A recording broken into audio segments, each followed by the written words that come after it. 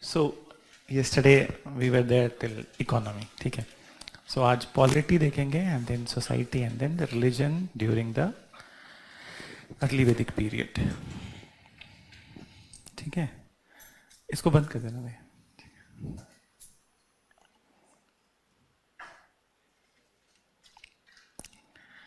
So yesterday we were there at this economy during the early Vedic period. So आज start करते हैं polity during early Vedic period.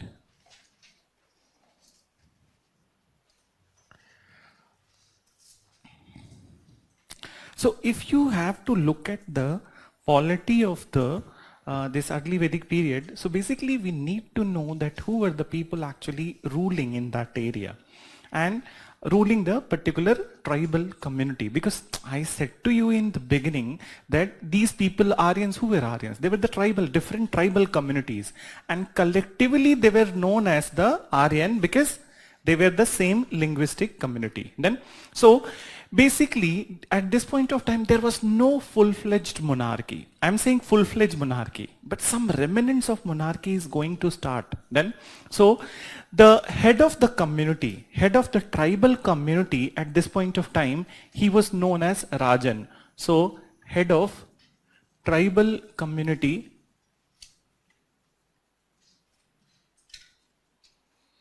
was known as Rajan. Okay? Head of tribal community you can say, or you can say the chieftain of the community also. Chieftain का हिंदी मतलब होता है सरदार, ठीक है? So head of tribal community was known as Rajan. Then the next thing is that we need to know the functions of the Rajan, that what was the most important function of the Rajan and then why he was selected as the head of the tribal community. And then also the question often which comes into the paper that UPSC has also asked, and then state examinations also, that was the post of the Rajan hereditary or not? So these all discussions we'll do. But first of all, the most important function of the Rajan was to organize battle. And the purpose of organizing this battle was to secure more number of cattle. Because cattle was the most important wealth, so they needed more number of cattle. So you write that the most important function of Rajan, was to organize battle, to secure large number of cattle.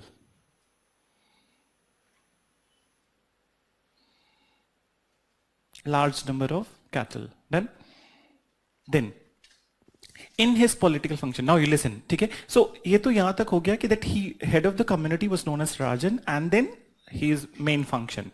Then in all of his political function and political decisions, he was assisted by many political assemblies. Then, so many political assemblies, and three were the very important assemblies so that we need to discuss. So one is that the first one is the Sabha, second is the Samiti, and then Vidhata. So these three assemblies assisted Rajan in his political function, and we need to know that who are the members of this assembly and then what they were doing. Then, so you write, in all his political endeavors,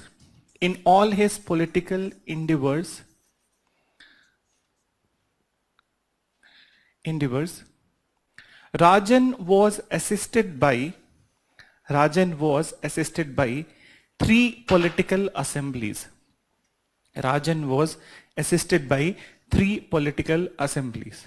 So the first one you write Sabha.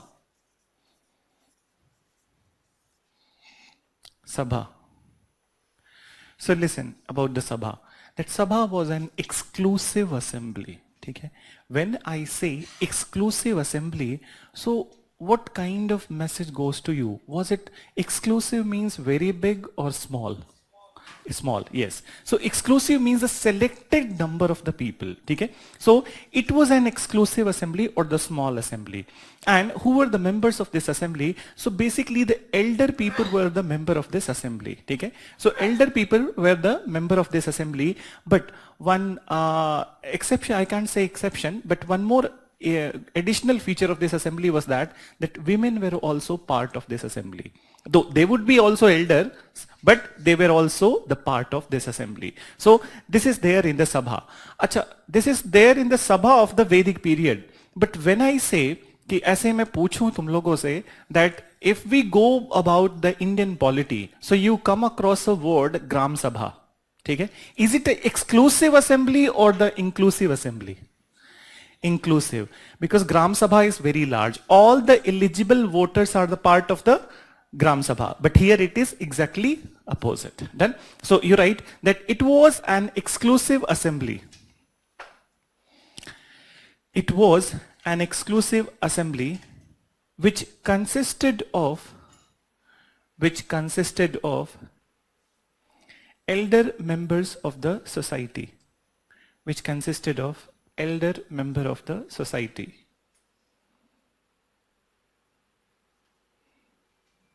Full stop, then you write, it also included elder women in their cadre. It also included elder women in their cadre. Elder women in their cadre. Then,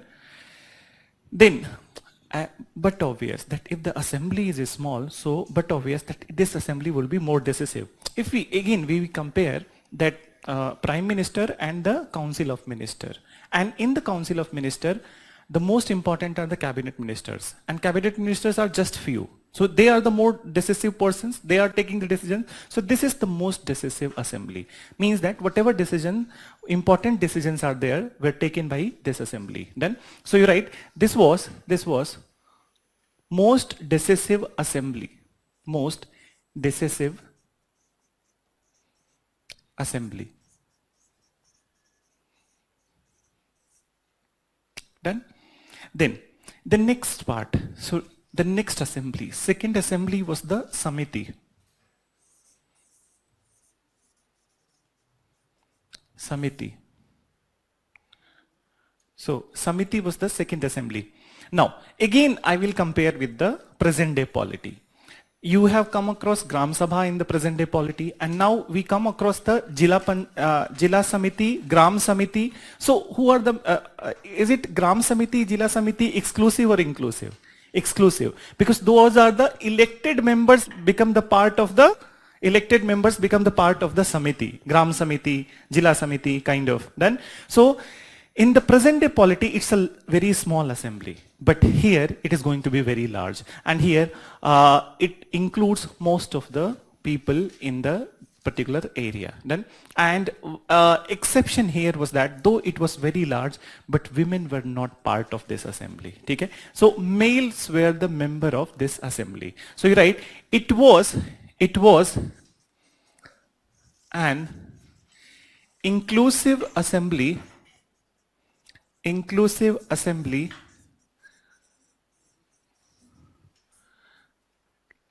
assembly then further write, but women were not part of this assembly.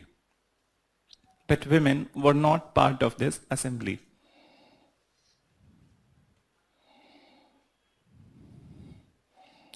Part of this assembly. Okay? So this is the second such political assembly. Now come to the third assembly, and it was less decisive than, this is the most decisive, Sabha is the most decisive, this is less decisive than the Sabha. Now come to the third one, Vidhata. Vidhata, or many a times people call it Vidhat also. Then, so Vidhata or Vidhat. So about this assembly, again, men and women are part of this assembly. Okay? Here men and, it is not a very big assembly, but still men and women are part of this assembly. And it is very frequently mentioned in Rig Veda. But when it comes to the exact function of this assembly, so clarity is not there. So it is believed that the function of this assembly was mainly related to religious aspects and agricultural aspect. Then, so you write that both male and females were part of this assembly. Both male and females were part of this assembly. Then further you write, there is no clarity regarding exact function. There is no clarity regarding exact function of this assembly.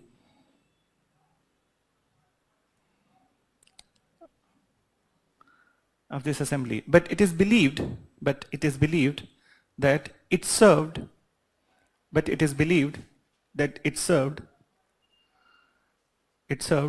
religious functions and also some agriculture related decisions. Religious functions and also some agriculture related decisions.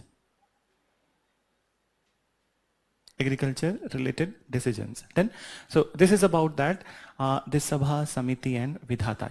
These were the three assemblies which were there at that point of time, and they were assisting Rajan in his political function. You can also say, now just look at that you can also say by looking at the same, that these assemblies are there. It means that Rajan has divested some of the powers to this assembly. So he can't be said the very powerful, but in the later Vedic period you will find that he will become very powerful. Then, so I'll tell you the reason that why he is going to become very powerful, but at this point of time, at least the decision was divested among the decision making process was divested among the other people also. Then, now come to the one very important aspect of the polity of this period. There was one war which was fought, and the name of the war was the Dasarajan War. And Dasarajan War is a very important part as far as the history of the India is concerned. Then, so first I'll tell you that why this war was fought, and then what were the repercussions of this particular war. So Dasarajan, what does it indicate? Then when I say Dasarajan, so what does Das mean? 10 kings. So this is the battle of 10 kings. So this is the battle of 10 kings, Dasarajan. Now I'll tell you the reason. So as I said in the beginning, that Aryans were several different tribes. Then it is not just one tribe, several different tribes, but collectively they were known as the Aryan. Then, so one of the very strong, कुछ इसमें दिक्कत है क्या? Problem, इसको और close करो, दूर. अच्छा. So one of the very strong tribe, strong Aryan tribe, I will have to write Aryan also. Aryan tribe of that time was the name of the tribe. The name of this Aryan tribe was Bharat. The name of this Aryan tribe was Bharat. Then, and then the ruler, the initial ruler was Devodas, but the war, when this war happened, at that point of time, the ruler of this tribe was Sudas. दूर हो गया? एक बार बोलो check करने के लिए. ठीक है? No, there is a problem, but it kind of that whenever I'm speaking, so बीच-बीच में छूट जा रहा है, and उधर से भी आवाज आ रही है. So one of the strongest Aryan tribe of that time was the Bharat, and its ruler was Sudas. Now listen, at this point of time, देखो, there was one tradition in Indian society from the very beginning when the Aryans came. They did had the head priest. So there was one very learned personality at that point of time, and he was very respected. His name was Vishwamitra. Then, So Vishwamitra was there in the reign of the Sudas. Then, and he was expecting when it came to giving the position or conferring the position of the head priest to somebody, so he was expecting that Sudas will give this coveted post to Vishwamitra.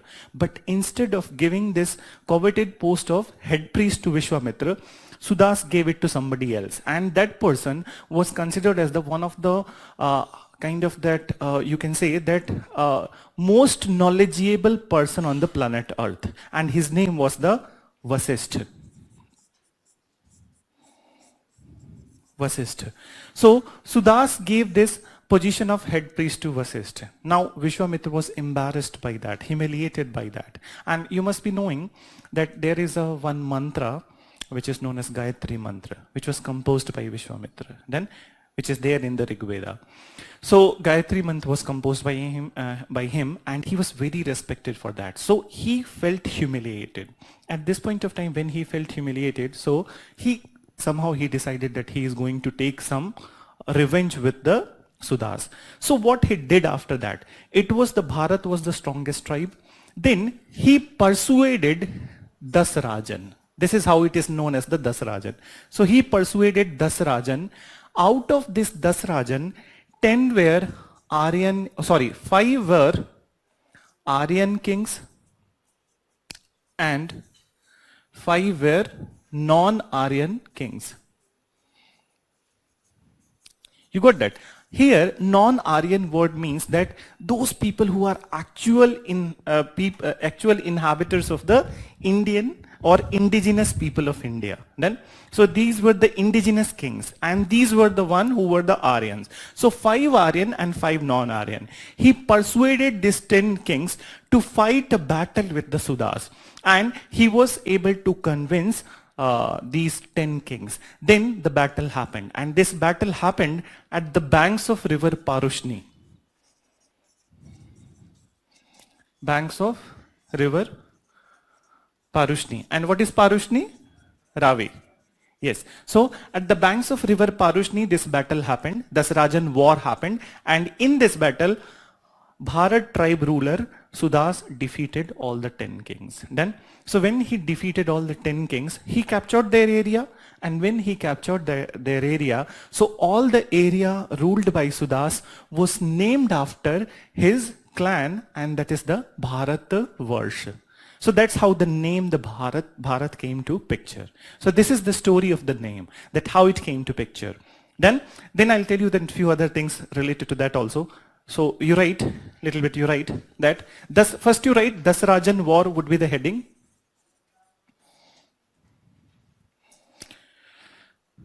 So Dasarajan war you write, then you write, one of the strongest Aryan tribe of that time, one of the strongest Aryan tribe of that time was Bharat. Bharat, ruled by Sudas. Sudas, ruled by Sudas. Then further you write, after full stop you write, next, he gave the coveted position. He gave the coveted position, coveted, C-O-V-E-T-E-D, coveted position of head priest.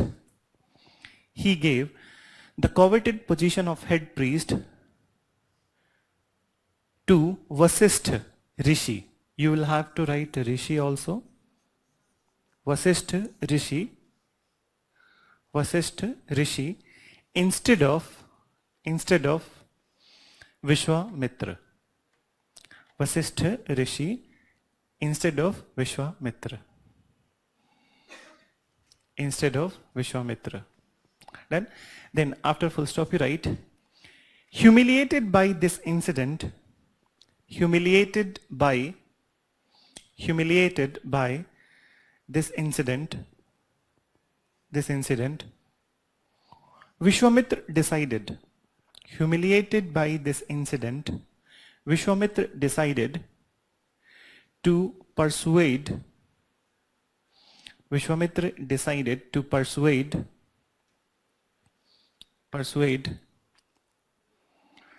5 Aryan kings and 5 non-Aryan kings.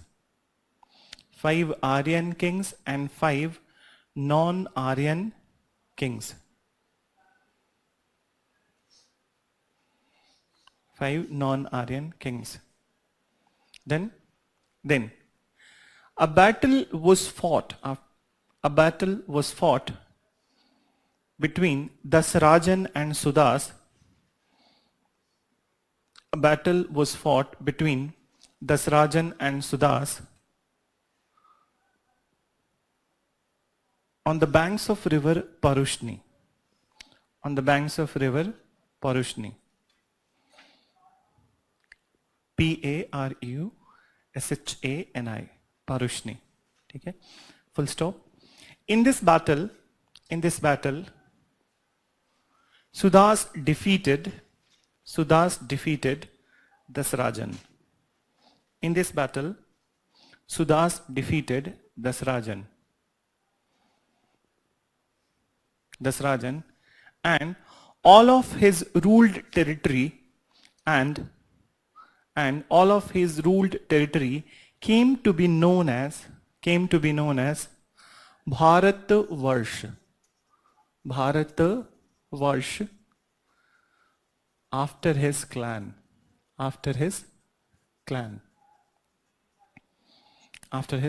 It was named after his clan, means the tribe, that particular tribe. So after his clan. So this is the story of the name. Then one more thing I'll tell you, that as I said to you yesterday, that how Mahabharata is related to this one. Okay? So just listen. We don't need to write this part, just for sake of information. So out of these 5 Aryan kings, there was one king, one very strong dynasty, or you can say that clan, Puru. Okay? And then some other this non-Aryans were there, but of our use, this Puru is there. So when this battle was over, what happened, that when this battle was over, these all people were made slaves. But some of them were given favorable treatment. And that was this Puru. So Puru was given favorable treatment. And what was that favorable treatment? That they were given some mantri kind of, cabinet minister kind of position. And one more thing happened, that there was a matrimonial alliance between the Puru and the Bharat clan. So Puru and Bharat went for the matrimonial alliance. When they went for the matrimonial alliance, so they also decided that their new name of their clan, the progeny in this new generation, will be known as Kuru. And what is Kuru? Kauravas. Okay? So they were the Kauravas. The next generation of the Puru and Bharat was the Kurus. Okay? And that's how one area was named as Kurukshetra also. So that's how these all names came. So who were the Kauravas? The father of the Pandavas, Pandu, and then what is the name of that person who was blind? Dhritarashtra. So they were the Kauravas. And then Dhritarashtra's sons, they were the Duryodhana and others, and then Pandu's son, the Pandavas. So this is how it is there. So there are instances of Mahabharata which you can find some of the story, not all of the story in the Vedas, but some of the stories you can find in the Vedas. So some instances are there. But as far as Ramayana is concerned, so Ramayana was mostly in the oral tradition.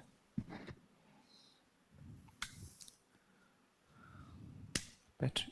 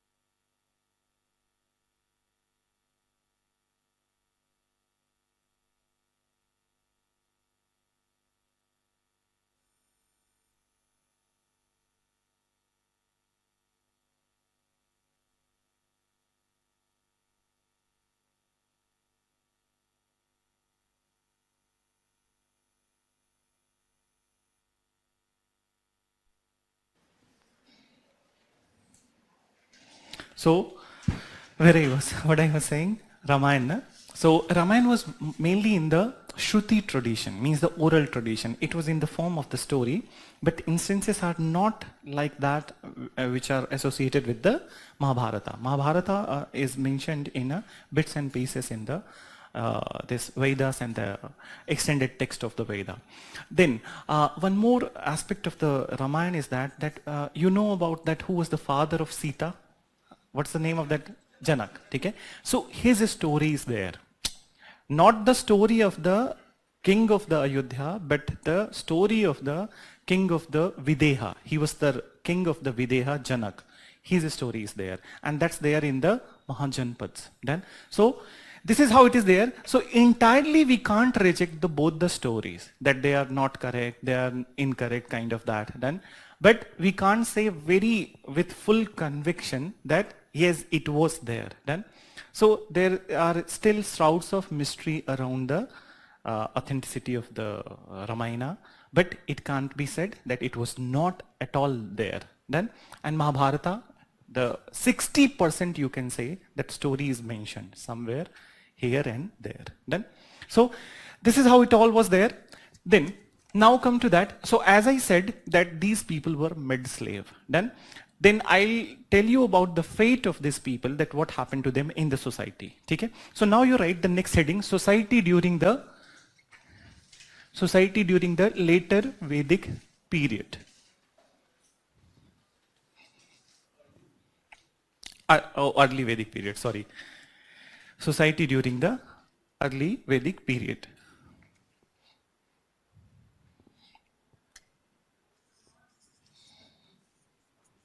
So now, first of all, I will ask you that, do you believe that at this point of time there was any caste or Varna kind of thing? At this point of time? No, caste was not at all there. Varna was also not there. There were three categories in the society, and that was also based on the profession only. So one was the priestly class, one was the warrior class, and another was the trader, merchant, and the peasant class. Then, so actually, society was identified on the basis of the profession, not on the basis of the Varna or the caste. Then, so you write that society was identified on the basis of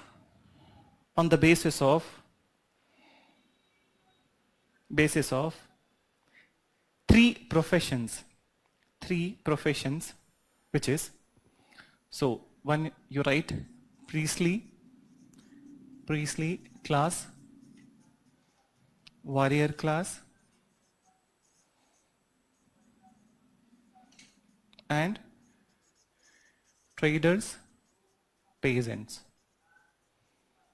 Trader, peasant, artisans. They are one category. Traders, peasant, and artisans. Traders, peasant, and artisan. Then, so these three categories was there. Then, now listen. So these three categories was there. Now come to the family part. So family was one very important unit at this point of time, and family was known as Kul. Okay? So family was one of the most important unit in the society, and family was known as Kul. Kul, how we write Kul? K-U-L-A. Then the head of the family was Kulapa. He was known as Kulapa. And you can ask here that who was the head of the family. So Kulapa was the eldest male member of the family. Kulapa was the eldest male member of the family. So when I say that the head of the family is the eldest male member of the family, so then what does it suggest? Society was patriarchal. Okay? So society was patriarchal. So you write that family or Kul was the most important unit in the society. Was the most important unit in the society. Then you write, it was headed by Kulapa. It was headed by Kulapa, who was eldest male member,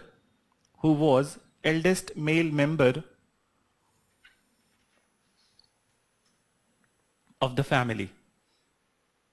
Eldest male member of the family. Done. Then further right, it suggests that society was patriarchal in nature. Society was patriarchal in nature. Society was patriarchal in nature. Then, so if the instance comes that society is patriarchal, so does it mean that women were not respected in the society? Is it like that? No.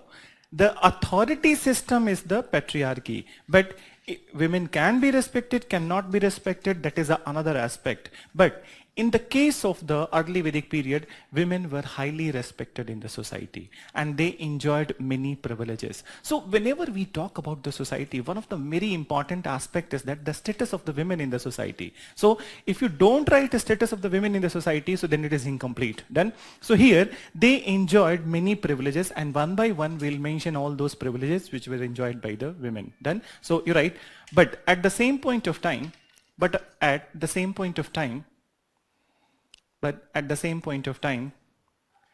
women enjoyed respectable position in the society. Respectable position in the society. Then you write, they were entitled to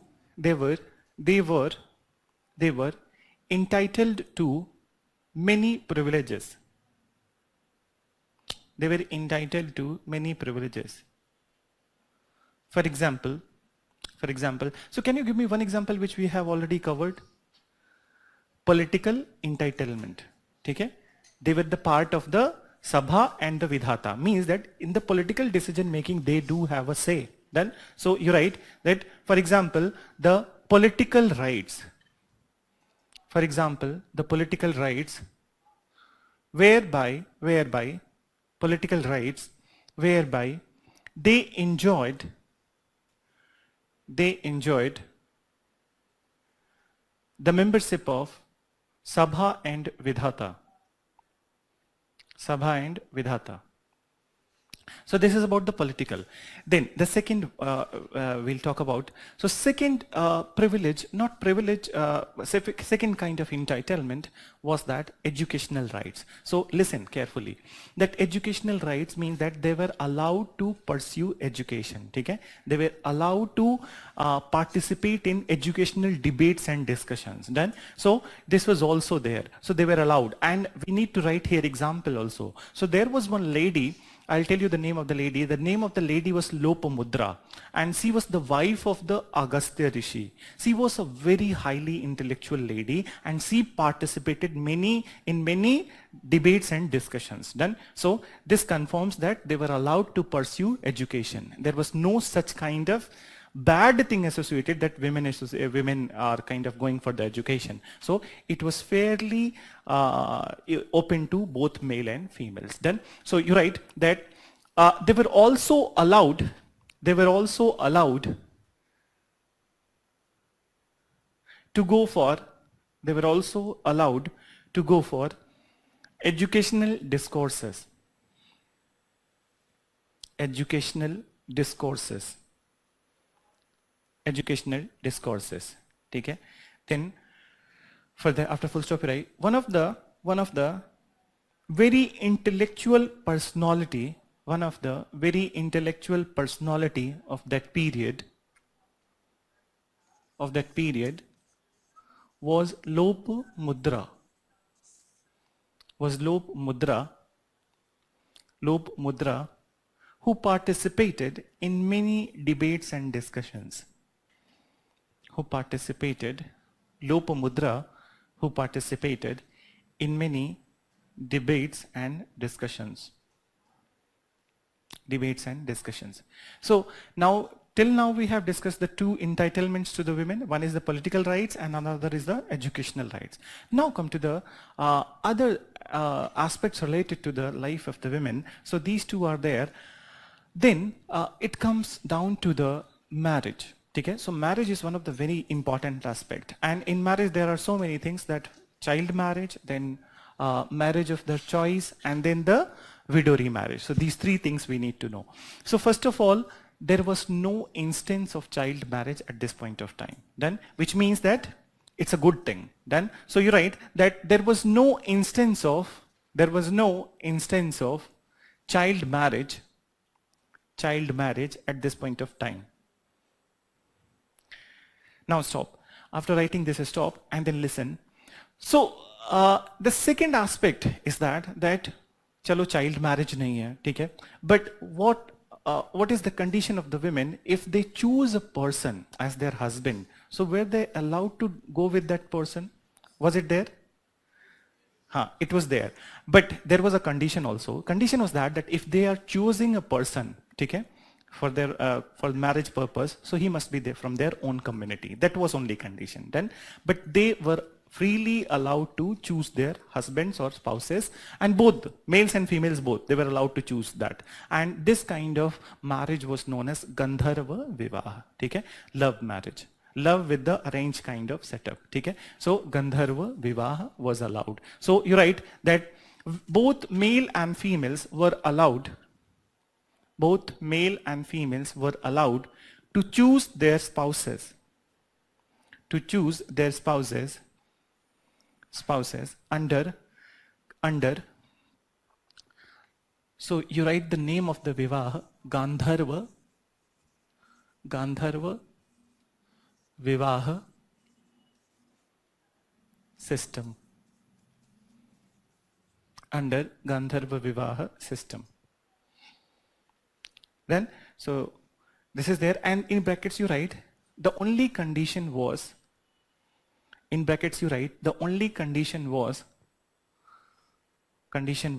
person must belong to same community. So here the same community means the Aryan community.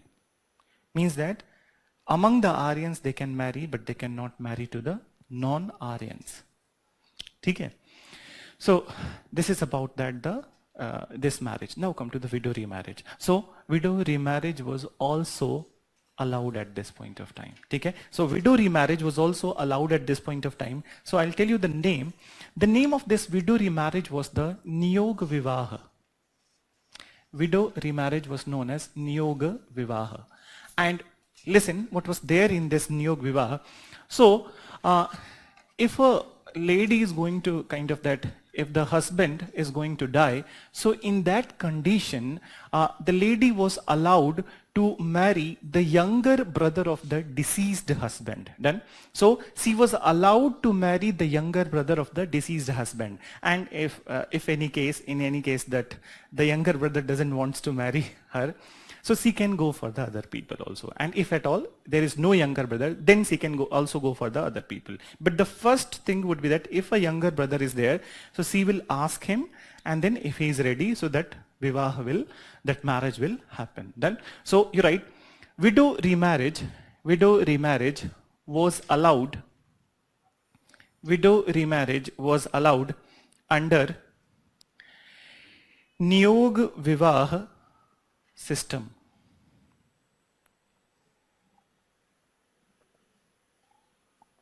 Niyog Vivaha system. Under Niyog Vivaha system, where she needed to marry the younger brother of the deceased husband. Please don't write diseased. This is deceased. Okay? So deceased husband. Deceased husband. So this is there that. So now you can see that from these all aspects that women were quite very fairly accorded a respectable position in the society. Then after the aspect of the women, now we need to talk about the slavery. As I said in the beginning over there, that's why I have kept over there, that slavery was there or not. So slavery was there. Done. And who were the slaves? The people who were defeated, they were made slaves. Done. So, but the defeated people could be Aryan also and non-Aryan also. So on the basis of this classification, there were two kinds of slave. So first you write that slavery was slavery was rampant. Slavery was rampant at this point of time. Was rampant at this point of time. Then, after full stop, you write, the defeated people were made slaves.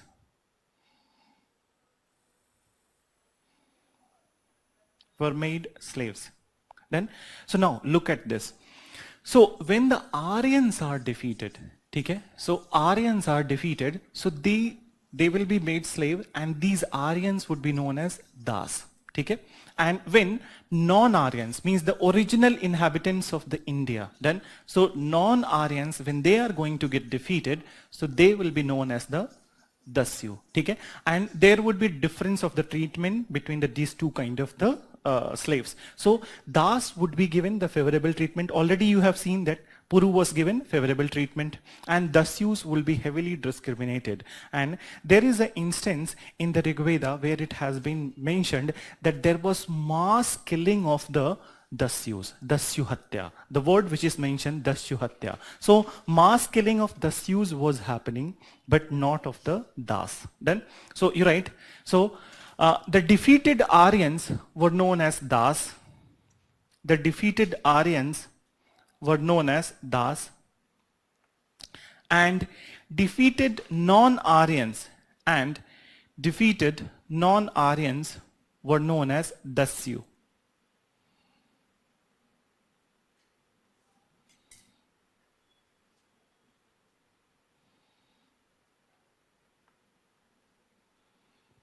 Dasyu. Then after that, Dasyu. Then you write, many a times, Das were given favorable treatment. Many a times, Das were given favorable treatment, and Dasyus were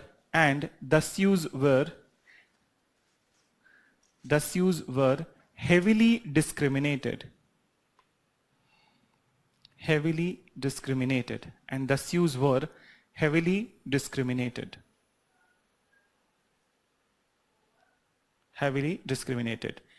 Then next you write, after full stop, that there is a mention of mass killing.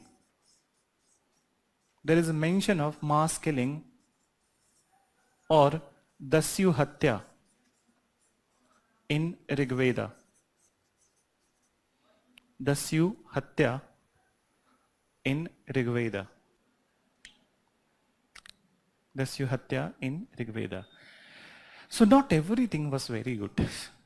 They were good for their own people, but when it comes to the non-Aryans, they were very discriminating. Okay? And from this period onwards itself, you can say that they started to discriminate on the basis of the color of the skin. Because these Aryans, they were the albinos, as I said yesterday. They were the albinos, means the white color people. And then the indigenous Indians, either they were brown or the kind of that shade of the dark brown. So they started to discriminate on the basis of the skin color. Then this all started from this period. So this is all about the society during this period. Now come to the last part of this period, that is the your religious practices during early Vedic period. So you write a heading, religious practices. Achha, nobody asked that what happened to Vishwamitra when he was defeated. Any idea that what happened to him when he was defeated? He was? No. He felt he felt his mistake. Vishwamitra felt his mistake, that what he has done, and then he also felt that anger is not a good thing. Okay? That when you are getting angry, so all the decisions taken in anger is not always going to be good. So he decided to kind of that give up all the luxuries, everything that he was enjoying, and live the life of ascetic. So he left the area which was there in the northwestern part where these people were living, and he descended to the hills of the Deccan area. Okay? So till his death he resided in the Deccan area. Particularly he was there in the, if you exactly want to know, so Hyderabad to, there is a place called this in Maharashtra, Wardha, you must be knowing, you must have heard. So in between this area, he was living over there. And then later on in the history, I'll tell you that Satavahans, we'll be talking about, when we'll be talking about Satavahan, so it is said that Satavahans were the degenerate sons of the this particular person, Vishwamitra. Okay? That's a different story. I'll tell you again when I will be there at the Satavahana. So that's how what happened to the Vishwamitra. Then, now, so religious practices during, yes. What kind of? What kind of? It was Guru Shishya Parampara. Have you heard about that? That Shishya students, Shishya means the students, they are coming to the home of the Guru and then they were disseminated the knowledge of these Vedas. This kind of system was only there. There is no school and then college. And even I'll discuss one question. When we'll be there in the Gupta period, so there at that point of time, I'll discuss the Nalanda and Takshashila system of education. So there it will be very clear. And that was the one question which was asked in 2014 mains paper. That comparison of the Nalanda and the Takshashila. Okay? So, now, you write religious practices during early Vedic period. And here it is also going to be interesting that what were those religious practices.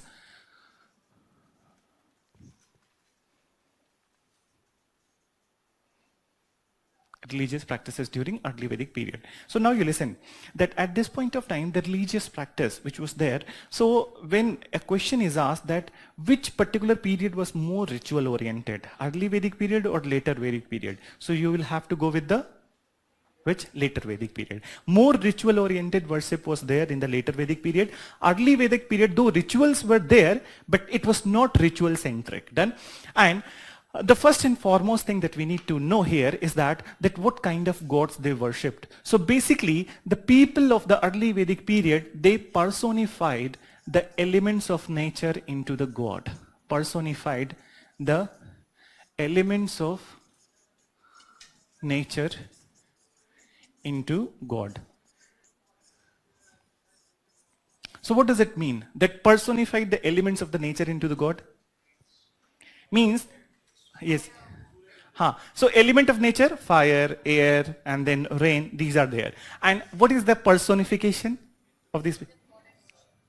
Kind of that, start visualizing the rain as a human, in the human form. Okay? There is a god of the rain and that he is in a human form, and then starting worshipping that particular deity. So this is the personification. Then, so they identified all those elements, important elements of the nature, which were affecting the life of the people, and then they personified them into the god, and then they started worship. So as such, there were, I will write all the other deities, but most important deities were the Indra, then Agni, then next one was the Varun, and after Varun, Mitra, okay? Not Vayu, okay? So these four people were the most important deities. Surya, sun was also worshipped, and then concept of the Pushan means that Shiva was also there, but they were not a full-fledged, they were at that point of time, they were not full-fledged god. They were not considered that full-fledged god. Then some female deities were also there, like the Aditi, Usha, Nisha, Ila. Okay? So we will mention Savitri. So first you write that at this point of time, early Vedic people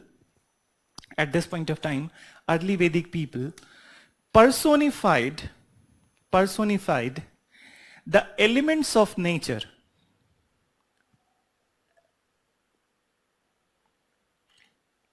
Personified the elements of nature into God.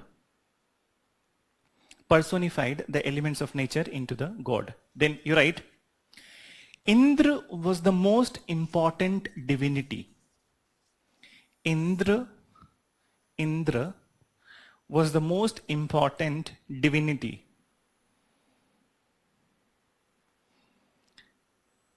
Indra was the most important divinity. Then you write, he was also known as Purandhar. He was also known as Purandhar. And the meaning of this word is the breaker of the forts. So he was also known as Purandhar, or the breaker of forts. Then further write, he was considered as god of rain and storm. God of rain and storm. God of rain and storm. Rain and storm. Then further right, he has been mentioned more than he has been mentioned more than 250 times. More than 250 times in Rig Veda. More than 250 times in Rig Veda. He has been mentioned more than 250 times in Rig Veda. So he was the most important divinity. And then the second important divinity was the Agni. So Agni was the second important divinity, and he was considered as intermediary god. So please explain that what does it mean? Intermediary means intermediary god. Work as a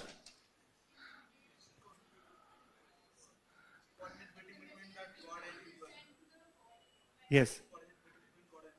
Good, good. Both of you. So, see, he is a messenger. WhatsApp. Okay? So he is working between the two people. That one is us humans and other is the God. Done. So the yajanas means that I will be writing, whenever we will be writing yagya, so this way it will be written, yajana. It is yagya. So yagya, you know that in yagya the fire is there, fire element is there. Then havan, you know, which is very important part of the Hinduism rituals. Then other elements of the fire, the camphor and these all kind of thing. So the smoke which is emerging from these all process, it is said that you kind of that whenever, whatever you want, you just seek it from the God. And whenever you are seeking it from the God, so that is going through that particular smoke to the heavens. It reaches to the heavens and then it is fulfilled. So that's how he was considered as that intermediary God. But you know, Hinduism is one such religion where this process is there, but you will see in most of the religions this process is there, intermediation. So have you seen anything like this in the Buddhism? कहीं पे देखा है कुछ इस type सा? That how they communicate to the God, what's their belief? नहीं, not meditation is one such thing, but I'm asking about that some kind of external devices. Yes, very good, exactly, wheel. So if you go to any Buddhist monastery, you will find that on the sides of the monastery, so many wheels are there. And what their belief is there, that you just turn the wheel and there is a one mantra. You chant that mantra. So what happens that when you turn that wheel and the chanting happens, so there is a resonance of the two sounds and that resonance goes to the heavens. Okay? So that's their belief system. And in all the other religions, even in the Islam also, that the system is there, that when they were in the morning prayers, they are chanting something. Okay? So that particular voice goes to the, so that God should be awakened and then he hear what we want. Done. So this kind of intermediation is there. In some religions, there is more external agency, and in some religions, there is a very less external agency. So Hinduism is the one such religion, and Buddhism is one such religion where the focus is more on the external agency. Done. So you write that Agni was the second important divinity,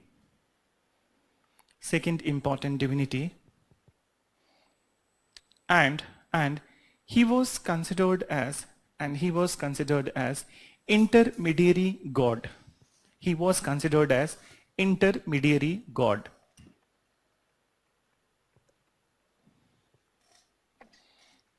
Intermediary god. Then you also write that how many times he has been mentioned in the Rig Veda. So you write he has been mentioned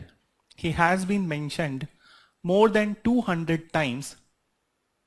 He has been mentioned more than 200 times in Rig Veda. Then, so now you write the third important divinity, okay? And then tell me that what will be his exact function. So the third important divinity is the Varun, V-A-R-U-N, Varun. So can you tell me that which deity, which element? Wind, air, And then any other? Rain to already we have written. Who said water? Raise your hand. Ah, it's correct. So water. He is the god of water. Varun is water. Often people get confused that Varun means the Vayu. Okay? Vayu is a different. Okay? And the last divinity Mitra. Mitra became Marut. Okay?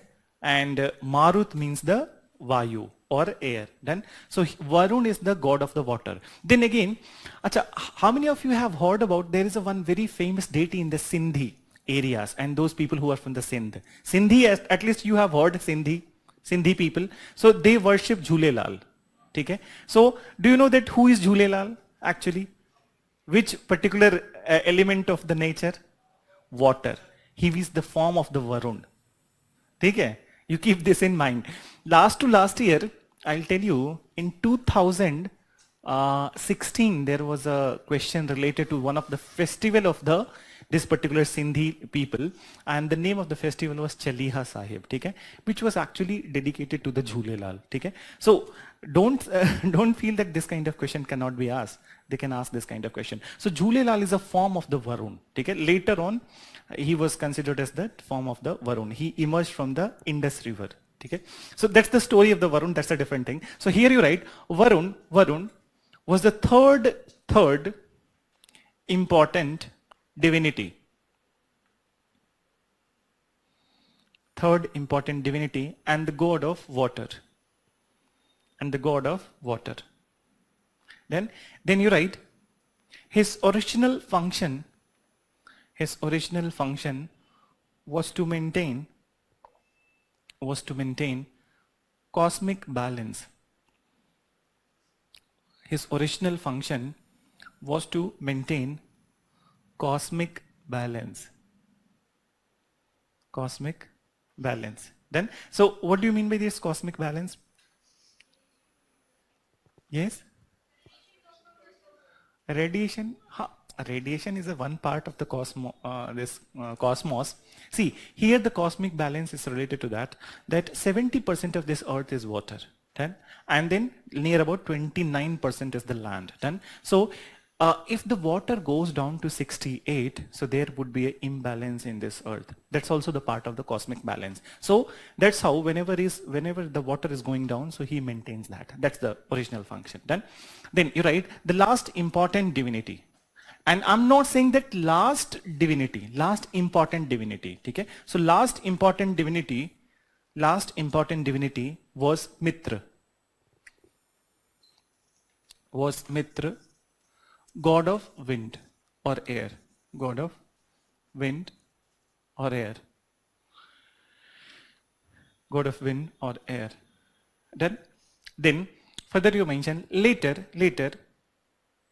he came to be known as Marut. Later he came to be known as Marut. M-A-R-U-T-I.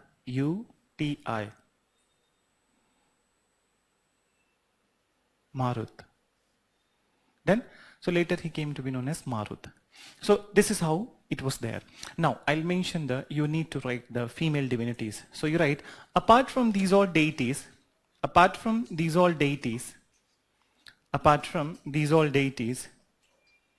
some female divinities were also worshipped. Some female divinities were also worshipped. Like, so you write Aditi, Usha, and Savitri. Aditi, Usha, and Savitri. Any idea that who was Aditi? What kind of deity she is? The goddess of the daytime. She is the daughter. She is considered as the daughter of the sun. Then, so she is the goddess of daytime. What is Usha? Dawn. Okay? And then Savitri was the one deity to whom Gayatri Mantra was dedicated. Listen carefully. Gayatri Mantra was dedicated to two deities. One was the sun and another was the Savitri. So you mention that Gayatri Mantra,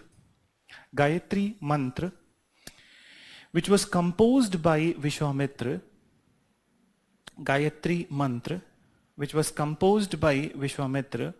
was dedicated to was dedicated to the sun, and the Savitri.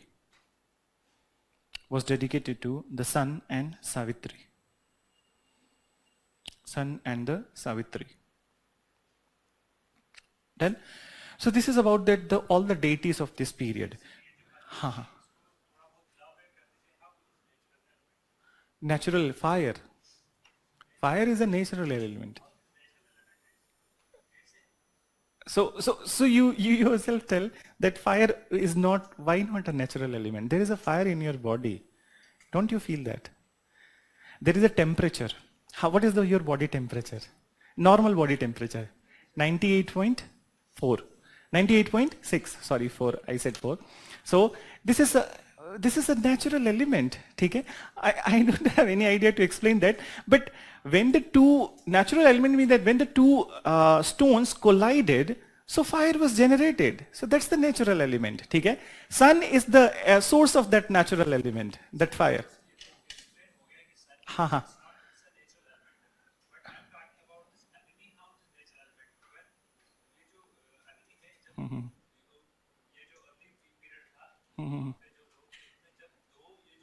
वो सब छोड़ दो, early period वो सब छोड़ दो. Why you can't consider fire as not a natural element? This would be little bit, I don't want to say, but it will be stupid question actually. So don't take it otherwise, but think about that. Okay? Think about that and we'll discuss about that. Okay? Don't take it otherwise, but this is there. So this is about that these all deities were there. These all deities were there. And the next thing is that what was the mode of the worship? Okay? Mode of the worship and the purpose of the worship. So mode of the worship, so किस तरह से पूजा करते थे? ठीक है? So mode of the worship. So here the mode of the worship at this point of time was through prayers. ठीक है? And the chanting of the mantras.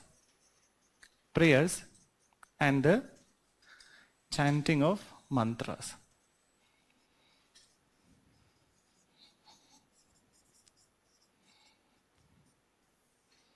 Then, so, yes. Yes. Educational discourse means that only the religious kind of things were there. So they are chanting, actually, they were allowed. Even in the later Vedic period, they will be allowed. Then, but after that, slowly, they will be kind of sidelined for that. Then, so you're right, that the mode of worship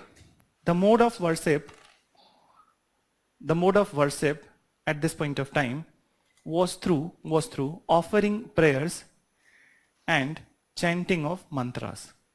Offering prayers and chanting of mantras. Then,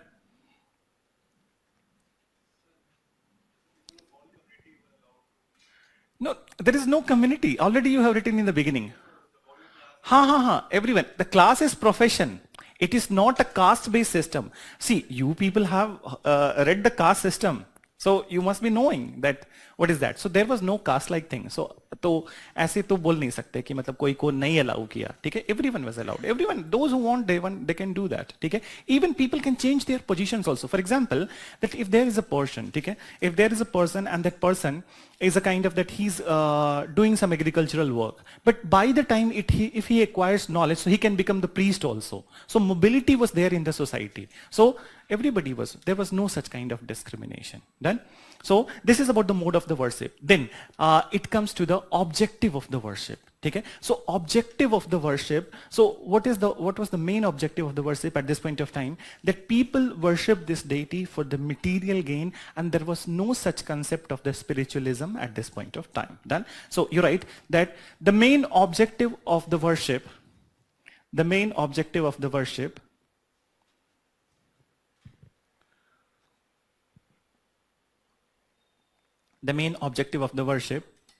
was material gain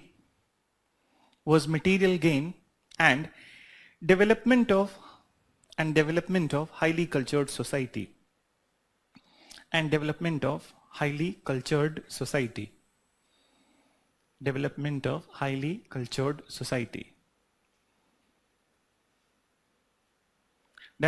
the last line you write there was no concept of spiritualism. There was no concept of spiritualism at this point of time. There was no concept of spiritualism at this point of time. Okay? So this is all about that, the early Vedic period. So you have gone through the economy and then polity, society and the religion. Done? Yeah. Material gain means that, see, acquiring wealth. What is material? Acquiring wealth. Okay? So one of the wealth is the cattle, that they are praying that they should get the cattle. Then one more thing I'll tell you, that material things, and one more such thing was that people worshipped for the Suvira. Listen carefully. चाहो तो लिख लेना, लेकिन पहले सुन लो. So people worshipped for the Suvira. So what was the Suvira? Suvira. मतलब courageous son. So they worshipped for the courageous son. And why courageous son? Because the son will fight the war and they will get the cattle. Then, so there are two things which you can infer from the Suvira. One is that first of all, that they were seeking the brave son for the kind of acquiring more wealth. And one more thing, that why always Suvira? Why not brave daughters? So it means that society was patriarchal. Okay? So चाहो तो लिख लो that people also worshipped for Suvira. Suvira. And you can write brave son. Brave son.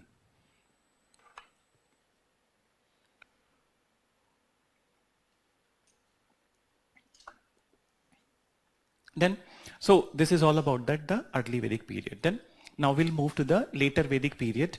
And then, so we need to establish a connection between the early to later Vedic period. Then, that how, why the overall Vedic period, why can't we say the Vedic period? Why this division? One is early and one is the later. So there must be some difference. So on the basis of that difference, it is called as the later Vedic period.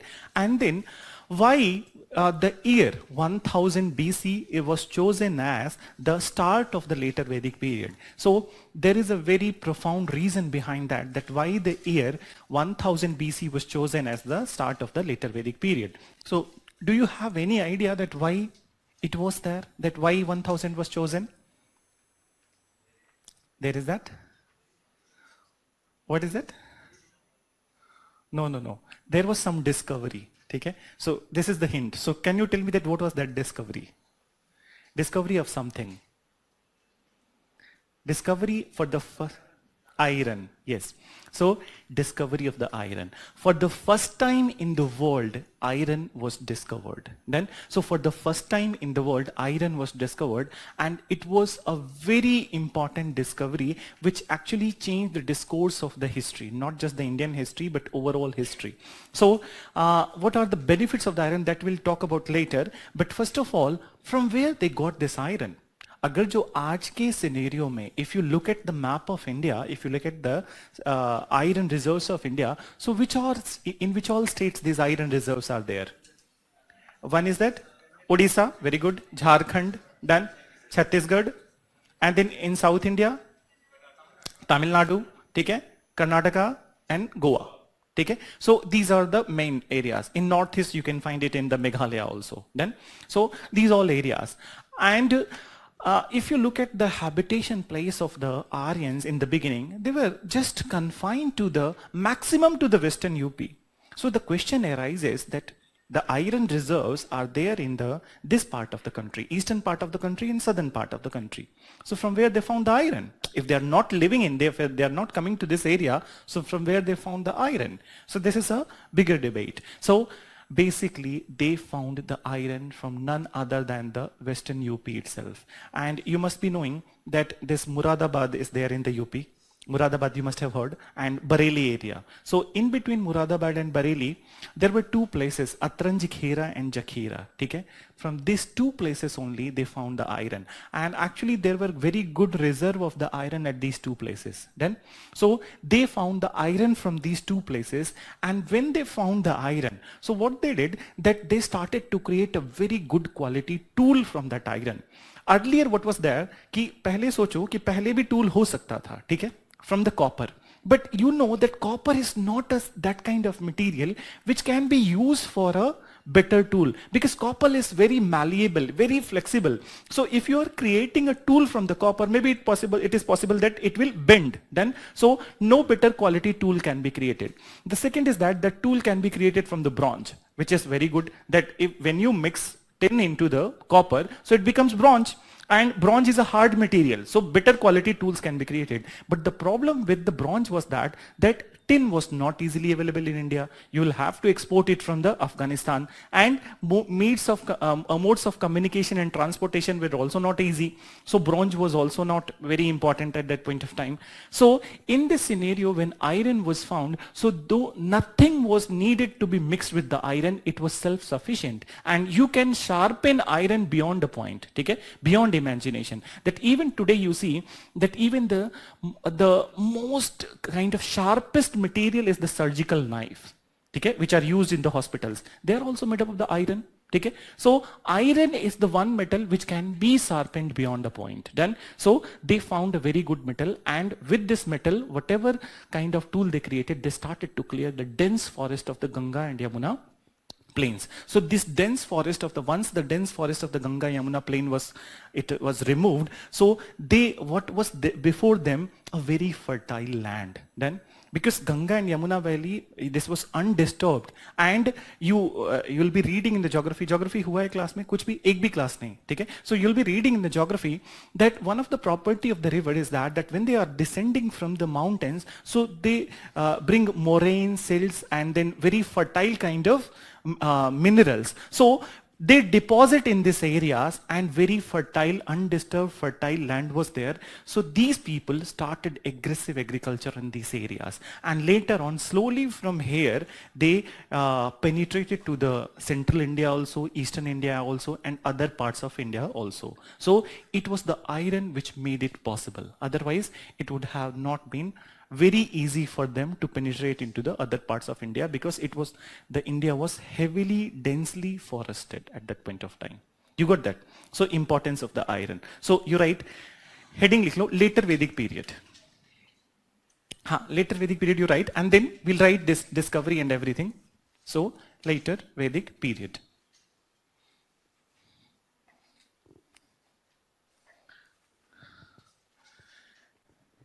Later Vedic period. Then, so you write that, and this was from later Vedic period was from 1000 to 6th century BC लिखना. पूरा 600 मत लिखो. You write 6th century BC. Then, and then you write. So you write around 1000 BC. Around 1000 BC. Around 1000 BC. 1000 BC. Iron was discovered. Iron was discovered. Iron was discovered from the two places in western UP.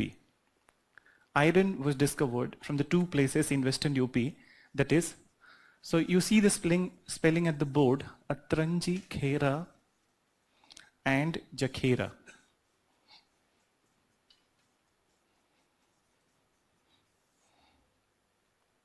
Atranjikhera and Jakhera. Then mention, after that you mention. So two places in the western UP, Atranjikhera and Jakhera. Then you write, with the discovery of iron,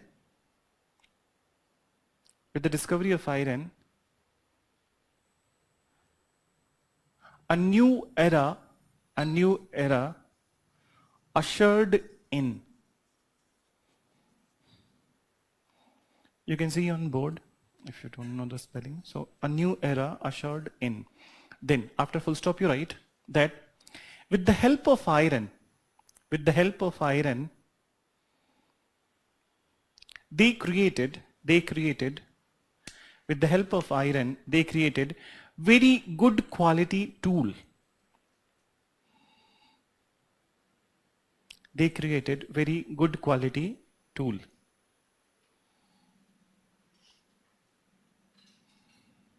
Very good quality tool. Okay? Then after full stop you write, which facilitated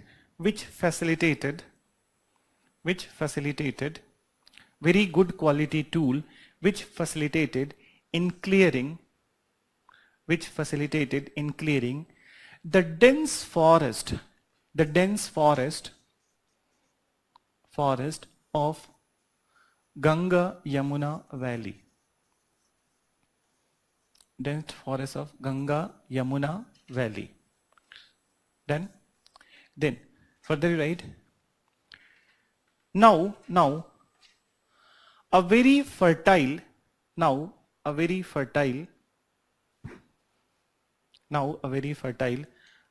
whose bag is there? There is a lizard downstairs. So पता चले घर जाओगे हाथ डालोगे तो छिपकली निकलेगी, ठीक है? So what I said to you was the last line. Very fertile. I'll have to see. Now a very fertile land was available. On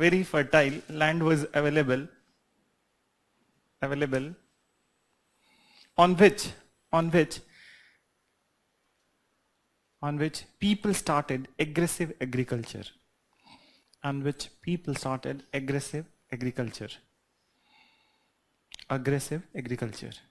Then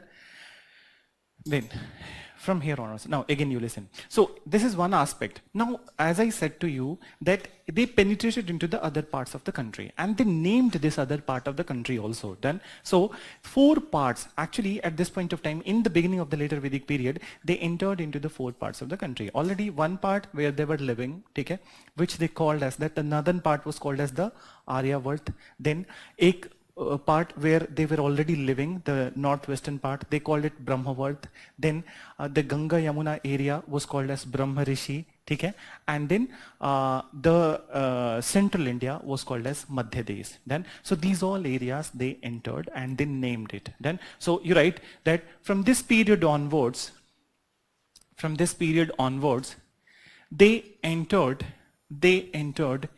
into the different parts of the country, which are as follows. So first you write Brahmavart, okay? This is the northwestern part. Brahmavart, northwestern part. Then second one is Aryavart.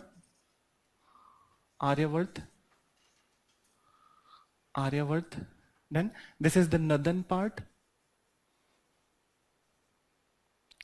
Then Brahmarishi. This is the Ganga Yamuna Valley.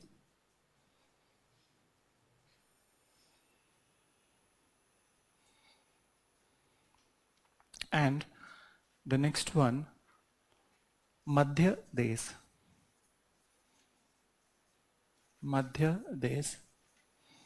And this is your central India.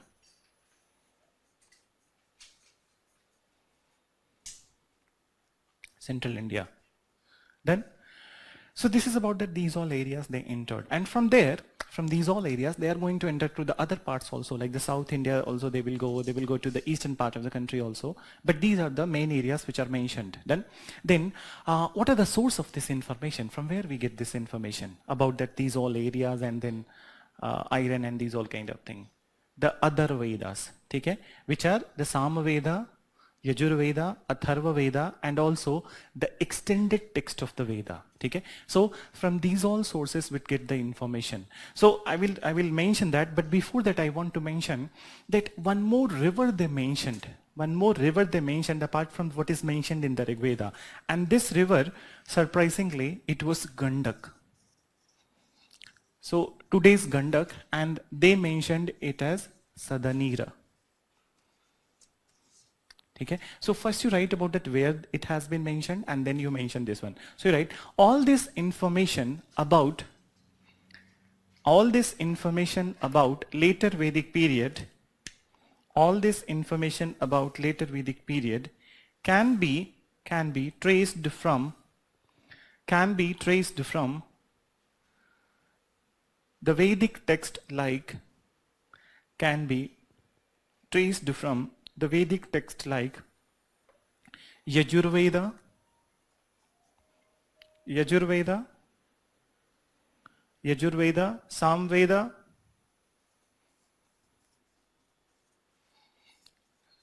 Samveda, and then Atharva Veda. Yajurveda, Samveda and Atharva Veda. Samveda, and Atharva Veda. And also, you write, and also extended text of Veda, and also extended text of Veda like Brahman,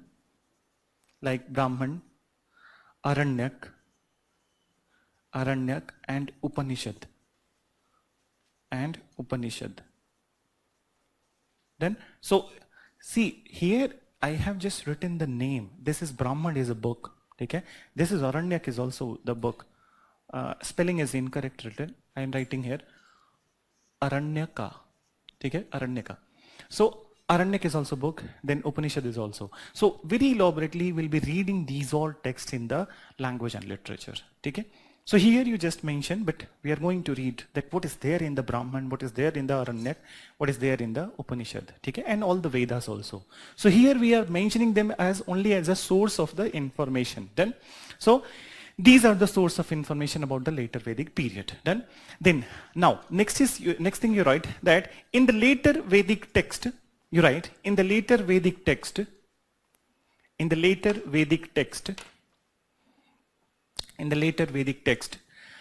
the Gandak river was mentioned as, is mentioned as, was mat lekho, because it is also still there, so is mentioned as Sada Nira. The Gandak river is mentioned as Sada Nira. Then, so this is about that geographical location, that where they entered and what they mentioned, what is the source. Now, so we will enter and we will kind of elaborate the same kind of headings: economy, polity, society, and then the religion. Okay? So start with the economy during the later Vedic period. Economy during the later Vedic period.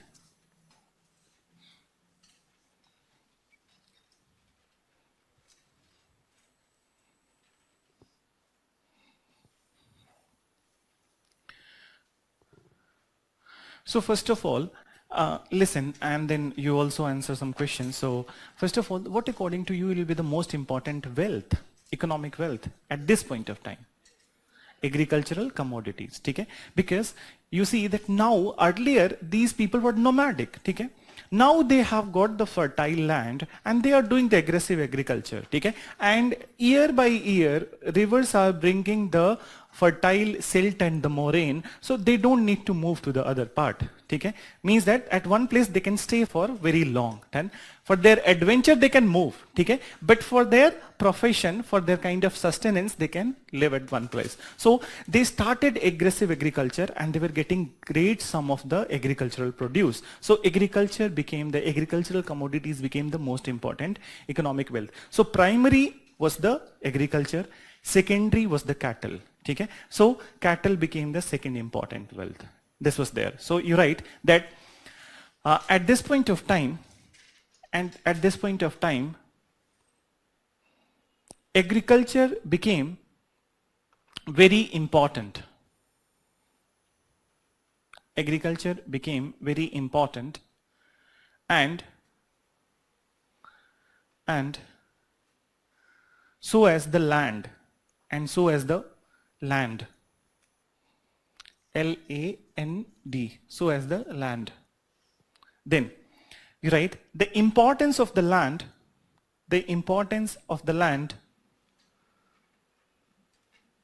is highlighted,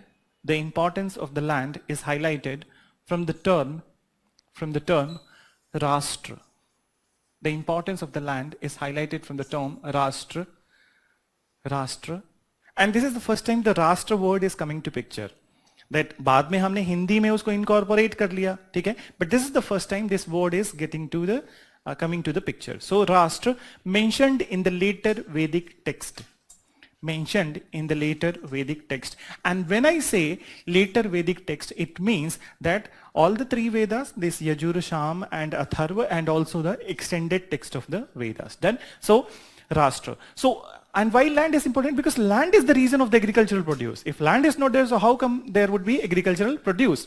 So this is there. Then you write, cattle became the second important economic wealth. Cattle became the second important economic wealth. Cattle became the second important economic wealth.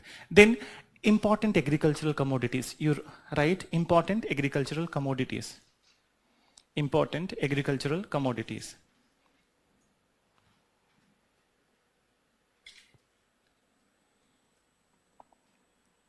So already you have written early Vedic mein which all commodities were very important?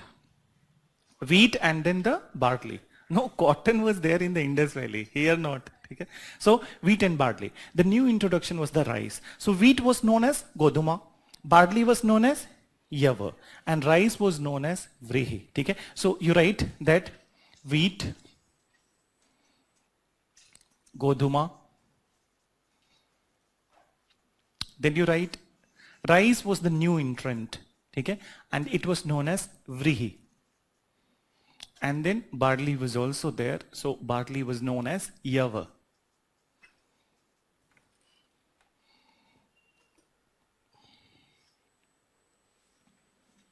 Yava. So in the early Vedic period, only two, wheat and the barley, and here rice became very important. Okay?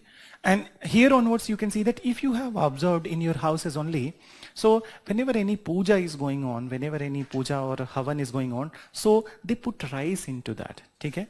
So that's how, because this rice kind of they got to know about the rice. Already the indigenous Indians were knowing about the rice then, but Aryans came to know about that a bit later. Then, and if I ask you, rice related a question bhi tha, I think that before 2010. So if I ask you that in which particular country rice originated, Isalvi, I think that there was one question related to this commodity. Okay? Who exported and kind of this one. So can you tell me that in which country for the first time rice was cultivated or rice was found over there? China or Japan or India? Japan. Okay? So Japan. Initially it was kind of that wild variety of rice were found in Japan. Okay? Then the cultivation of rice, the human cultivation of the rice, that humans started to do the cultivation of rice, that happened in the China. Okay? There is a river Yangtze Kiang. Okay? So in the valley of the Yangtze Kiang, this rice cultivation happened. But soon when rice cultivation started in the China, in India also started rice cultivation. And you know that if it is asked that where in India the first rice was cultivated, so it was, how many of you are engineers? Just for the sake of kind of many of you. So you must be knowing this NIT Allahabad. NIT Allahabad, Nani. Nani was the place where the first rice cultivation was done in India. Then, so India was the third, you can cultivation wise second country and overall third country. Okay? So this is how it was there. So indigenous Indians were knowing about the cultivation of the rice, but those people who came from the western side of the India, they came to know about it around 1000 BC only. Then, so this is there. So this is about that, these all kind of things. Then what about that taxation here? So in early Vedic period, we said that there was no formal taxation. And voluntary contribution in the form of the Bali and the Bhag was there. What is here? Again the same thing. No formal system of taxation. Then, so you write, there was no formal system of taxation. There was no formal system of taxation. Formal system of taxation at this point of time. Formal system of taxation at this point of time. And people voluntarily contributed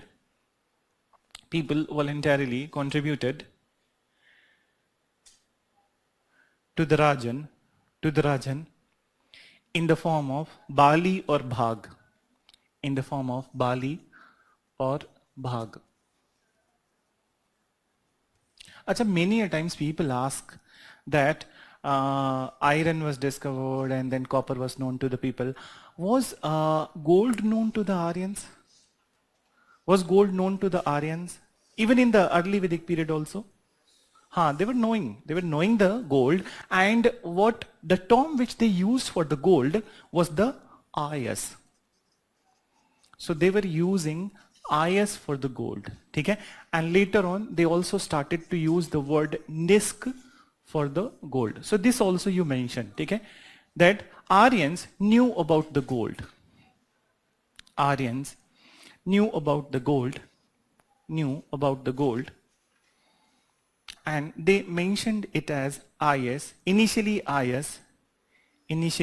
they mentioned about it initially ayas, and later nishk. Later nishk.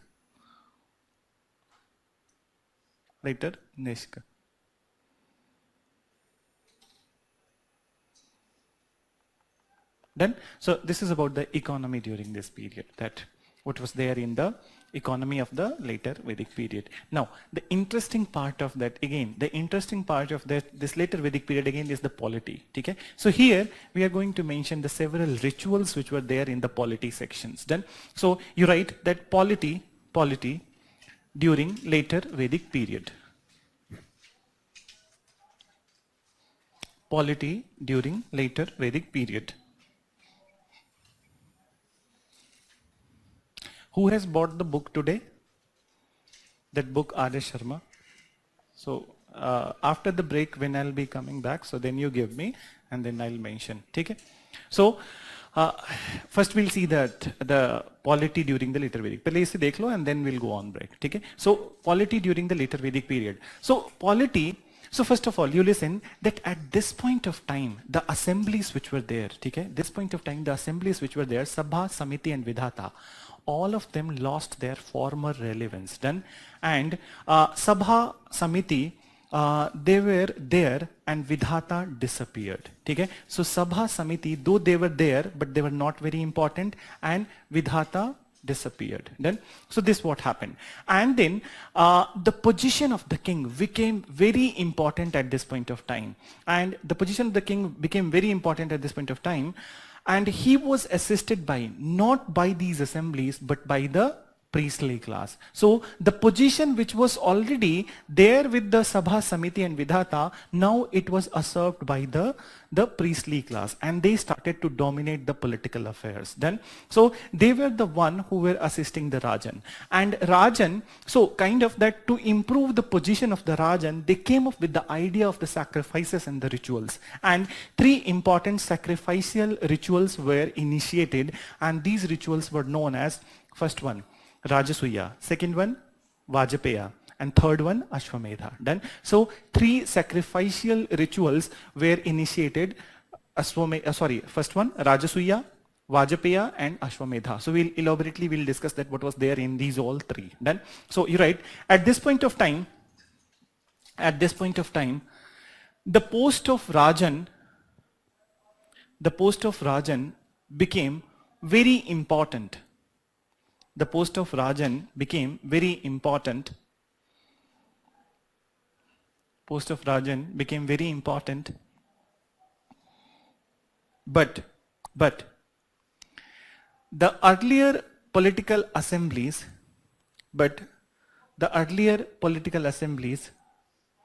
Sabha Samiti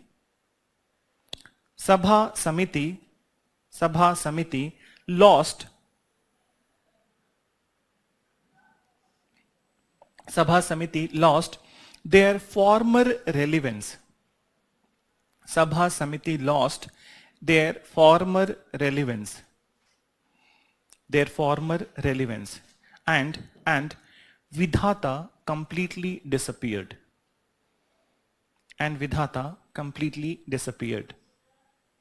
Completely disappeared. Full stop. Then you write, now Rajan was assisted by priestly class who became very influential, who became very influential, who became very influential, influential. Then after that, full stop, you write that to confer, C-O-N-F-E-R, to confer supreme powers to the Rajan, to confer supreme powers to the Rajan, Brahmins initiated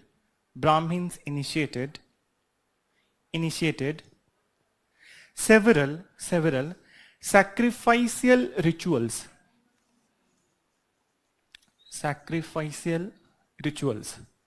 which are as follows. Sacrificial rituals which are as follows. So the first ritual that we need to mention. Done. So first one was Rajasuya.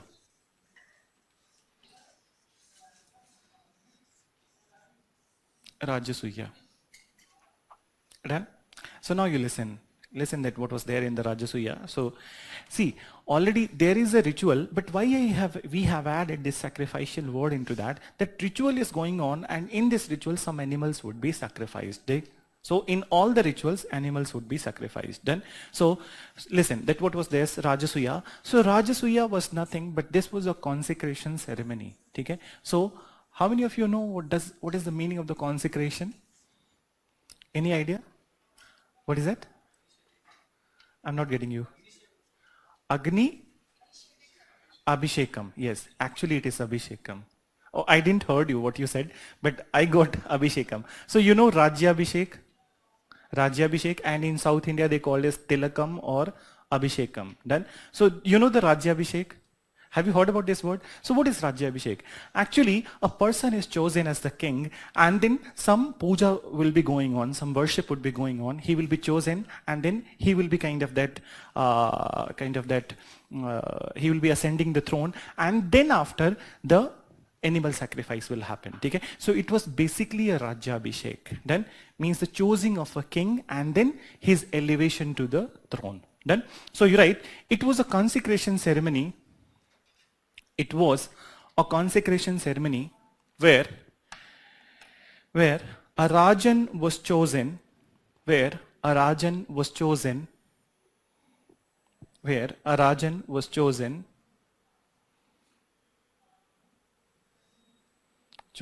and after his elevation to throne,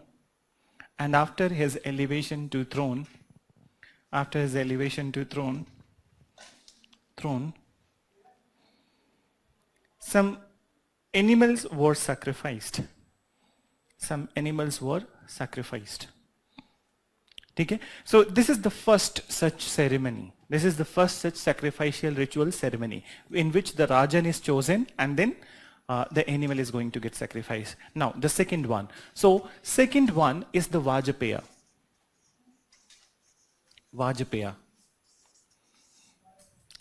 So now listen about the Vajapaya.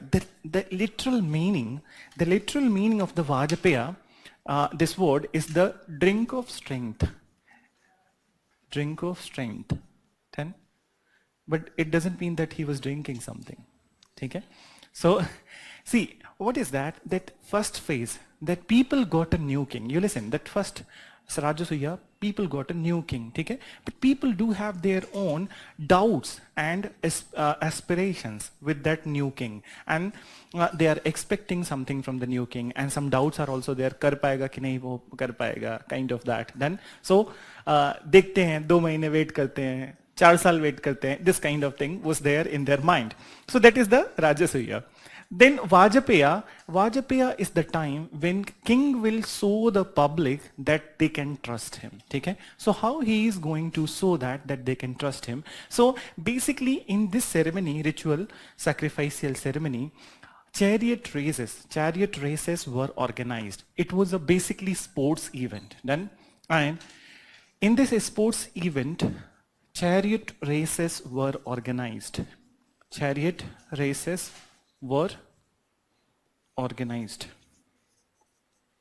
Then Rath Yatra, ठीक है, या रथ दौड़ बोलो, race है तो दौड़ बोलेंगे.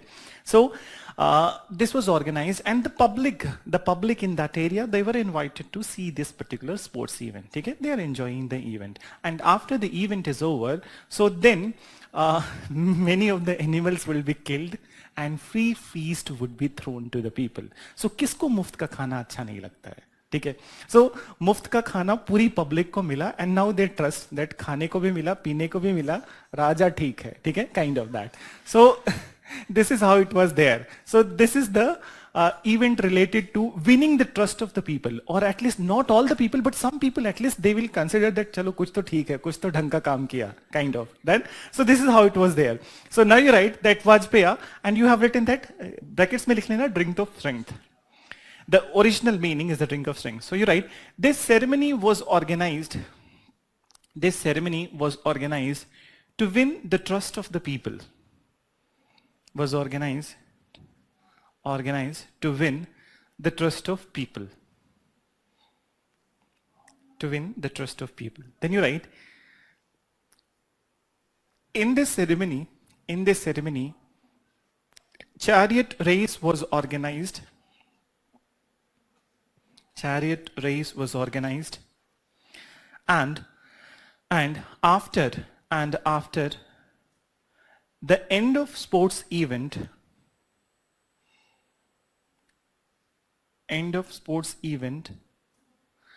a free feast,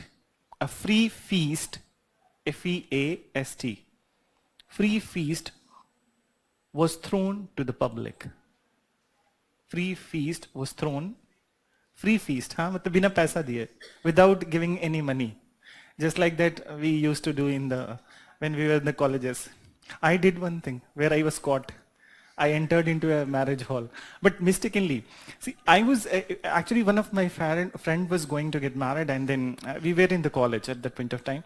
So what happened that venue, just side by side, two venues were there, and mistakenly we 3, 4, 5 friends, we entered into the different venue. And in that venue, very high class people were there. People were coming with the Mercedes and we went with the rickshaw. So, so when we were going with the rickshaw, so we thought that, अरे यार यहाँ तो बड़ी बड़ी गाड़ियाँ हैं, कहीं गलत तो नहीं आएगा. I was the one who first kind of that doubted that. But others say, नहीं नहीं नहीं ऐसा नहीं होता है, बड़े घर में शादी हो रही है उसकी, ठीक है. So we entered and then when we started eating those things which were there, so hell lot of things were there. Even we were not able to recognize what is the name of the food. So somebody said to us that खाना बहुत हो गया, चलते उससे मिल के आते हैं. When we went to stage and we saw the groom, I was like that, अरे यार ये तो गड़बड़ हो गया, भागो यहाँ से. And when we were just moving out, the one who was guarding that, आपके पास invitation card है, and we were caught. So somehow we called our friend from the other venue, they came and then they rescued us. So we were imprisoned over there. So this is the thing of the free feast. So what you have written? What's the last thing that you wrote? Thrown to the people. Now you write the very elaborate one, Ashwamedha.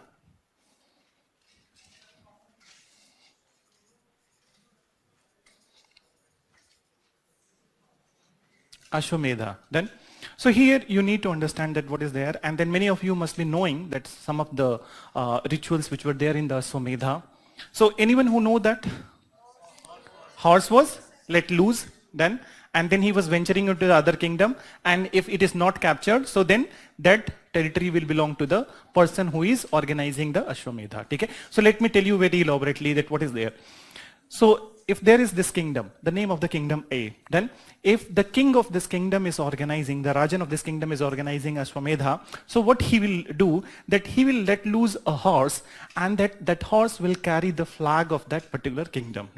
And then that horse would be followed by a troop of army, not many people, but at least 50, 60 people. Then what will happen, that this horse is not let loose very easily. What they do, that one of the main vein of the horse is cut. Okay? So the vein is cut. So horse would be in the pain, that horse would be in the pain, and then it will start running. That's the purpose of that. And one more purpose that what if you don't cut the vein, so horse will run incessantly. It can run for 100 days, 150 days, and then if people will not capture it, so this is kind of impossible phenomena. So that's why they cut the vein, so that within 40 days, scientifically it was calculated that if you cut the main vein of the horse, so it can survive till 40 days. After that, its life would be threatened. Then, so that's why they do that. So horse vein is cut, and it was cut by the chief queen. She was known as Mahisi. So Mahisi cuts the vein. Now the horse is let loose, and it will venture into the territory of the other kingdom. So for example, horse entered into the kingdom B. Then if the horse is not captured by the king of the kingdom B, so then it means that he has accepted the supremacy or suzerainty of the kingdom A. Then again, horse will enter C. But what if the king of the C captures the horse? So if he captures the horse, so it means that A will have to fight a battle with the C. And in this battle, A versus C, whoever will win, control the territory. For example, that if C wins the battle, so he will control all the ABC. You got that? So this is how Ashwamedha was there. But the last part of the ritual is that horse needs to be brought back into the kingdom within 40 days. Okay? And the ceremony would be meant complete when the horse is culled down. So before the end of the 40th day, horse is brought back to the kingdom, and then it is culled down. And then the ceremony is complete. But the sacrifice of the horse was not a simple and easy process, but it was more complicated and more things were there. And there were instances that not just the horse was culled down, but along with the horse, 21 sterile cows and more than 600 bulls were sacrificed. You can see that this kind of indiscriminate animal sacrifice at this point of time. So 21 sterile cows and more than 600 bulls. And you can also see that this is the ground which is going to give rise to the new religious movements in the India. I'll tell you that what was there in the Buddhism and Jainism, that why one of the reason was the animal sacrifice. So indiscriminate animal sacrifice was there in the Ashwamedha Yajna. You got that? So you write that this ceremony was meant to increase the territory. This ceremony was meant to increase the territory,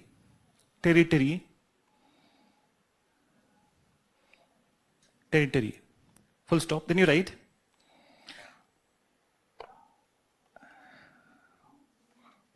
a bruised horse was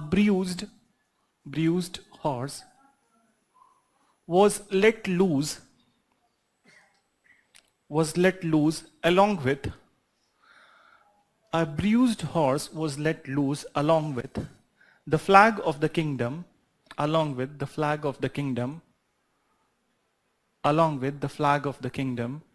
to venture into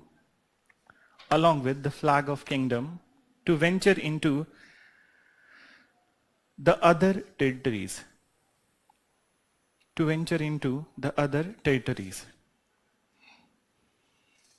Then after full stop you write, if the king of other territory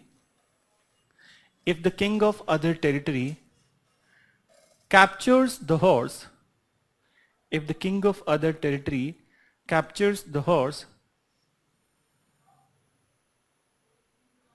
then he need to fight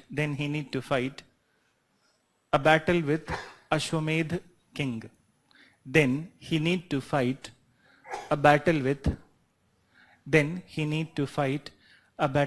Ashwamedh king. And whoever turns victorious will control all the territory. Full stop. Will control all the territory. But if the horse is not captured,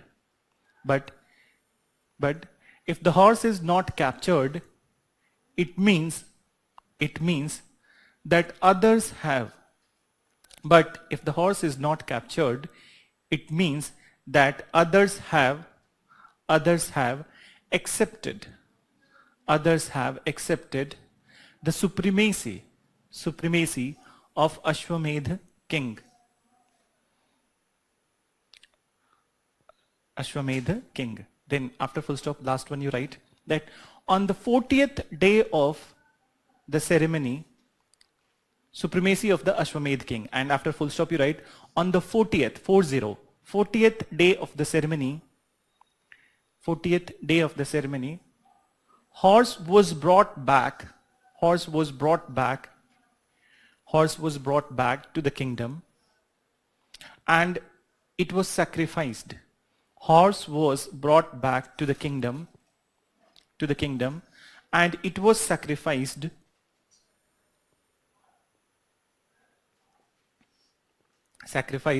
along with 21 sterile cows,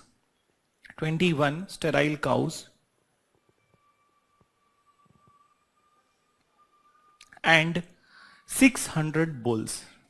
21 sterile cows and 600 bulls. Okay? So this is how it was there. So now in nutshell what we can say, that first ceremony, the kind of that they chose the king. So appointment of a king, Rajasuya. Second ones, winning the trust of the people. And third were expanding the territory. Okay? So this is how this ritual was there. And these all was devised by the Brahmin class. Then, so after the polity, we'll discuss the society. And here society is a bit more elaborate than the early Vedic period. Okay? So you take break, and after the break, we'll discuss that.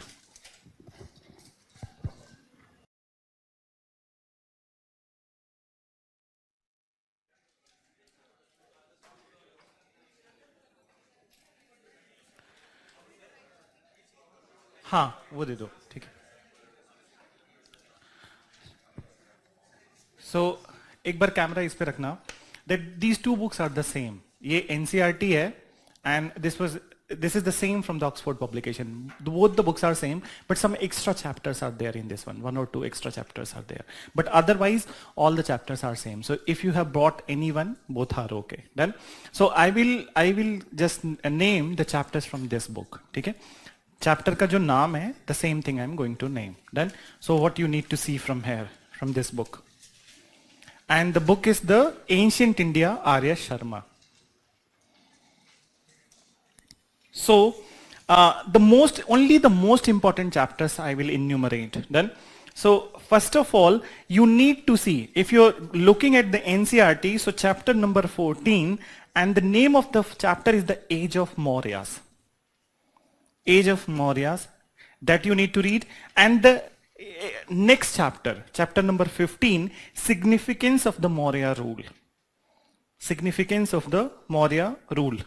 Then, these chapter, then after this, the next chapter that you need to read, The Rise and Growth of the Gupta Empire, chapter number 20. The Rise and Growth of the Gupta Empire, chapter number 20. Then chapter number 21, and the name of the chapter is Life in the Gupta Age. Life in the Gupta Age. Then chapter number 23, Hers and His Times. Chapter number 23, Hers and His Times. Then sequence, no, one last chapter. So last chapter in the NCERT, 29, last chapter, Legacy in Science and Civilization. Legacy in Science and Civilization. So I have prescribed only 5 chapters to you, and I don't think that it will amount to more than 100 pages. So only 100 pages you need to read from this book. Then, and specifically I'll tell you that what you need to emphasize, that you must emphasize on the Mauryas and on the Guptas. These two are the very important. And these days, as I said to you, that earlier Vijayanagar is still important, that still there are questions from the Vijayanagar, वो medieval का part है, ठीक है? But in the ancient, Guptas very frequently in the mains also and in the prelims also, they are asking questions. So कुछ चीजें तो few of the things you will cover from this book, and many other things which are given in the all the other books which are there in the market, important books, I will try to incorporate into the class notes. Done? So that's how this chapter would be complete. Done? So this much you do. So same you mark over here also. इसमें हो सकता है कि chapter number change हो जाए, but the name I have mentioned, so go with the same name. Done? चलो, thank you. ये किसका है? अच्छा, both you दे दो.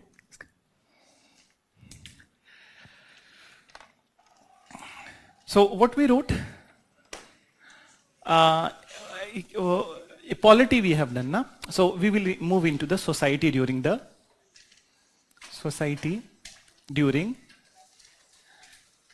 LVP, later Vedic period. So now I'll tell you some few things that you have read the caste system. You have read the caste system in the society, and from those classes only you must have got to know about the purity and the pollution concept. Okay, ma'am must have told you. Okay, which is one of the very basis of the caste system. Okay, but now first we need to know that appearance of the Varna system. Okay, so listen carefully that how it is all going to get started. So first of all, that I'll tell you a little bit about the Rig Veda. You listen. Rig Veda, when you elaborately look at the Rig Veda is divided into 10 mandals. Listen carefully. Rig Veda is divided into 10 mandals, and what is mandals means that 10 chapters of the Rig Veda. Okay? Out of these 10 chapters of the Rig Veda, 2 to 7, chapter number, mandal number 2 to 7, these were written during the early Vedic period. Then, so chapter number 2 to 7 or mandal number 2 to 7 were written during early Vedic period, and rest of the chapters like 1, then 8, 9 and 10. These 4 were written during later Vedic period. Why I am mentioning this? Because I need to use the chapter number 10. That's why I am mentioning. Otherwise you will ask that Rig Veda was written during the early Vedic period, so how come it is mentioning the later Vedic period? So these chapters were written during, and many times people ask, sir, कैसे एक पहले आ गया, मतलब 2 was first to the 1. So it is just like the preamble. That constitution was written first and preamble was later. So it is just like the preface of the Vedas. Then, so these 4 were written during the later Vedic period. Now, come to the main information that this mandal number 10, this mandal number 10 of the Rig Veda, this is the one which mentions for the first time, Varna system. Okay? Here the Varna system is mentioned. And what is Varna system? So for the first time they have said that on the basis of the birth, society must be divided into 4 Varnas. Again you listen. I will dictate everything. On the basis of the birth, society must be divided into 4 Varnas. Done? And if you go by the sociological term, so whatever you get from the birth, that is called as ascriptive. You must have read ascriptive. Okay? So for example, that you have a name. I have a name, Neeraj. Done? And then there is a title attached to that, that is Rao. So Rao is the one which is ascriptive with me.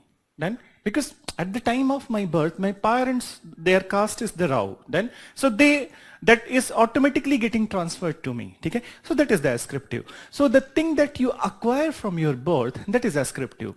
For one more example, that you were born in a Brahmin family. Okay? So Brahmin is something which is ascriptive to you. Then from the birth you are getting a ascriptive status, that is the Brahmin or Rajput, okay, or the Kshatriya. So whatever. So this is the ascriptive.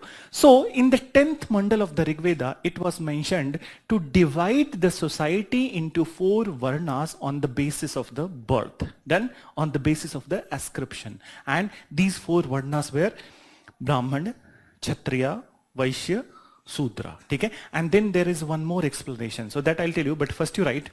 In the 10th mandal of Rig Veda, in the 10th mandal of Rig Veda, it has been mentioned to divide the society. It has been mentioned to divide the society on the basis of birth, और brackets में लिखना ascriptive, on the basis of birth, ascriptive and brackets closed, into four varnas, into four varnas.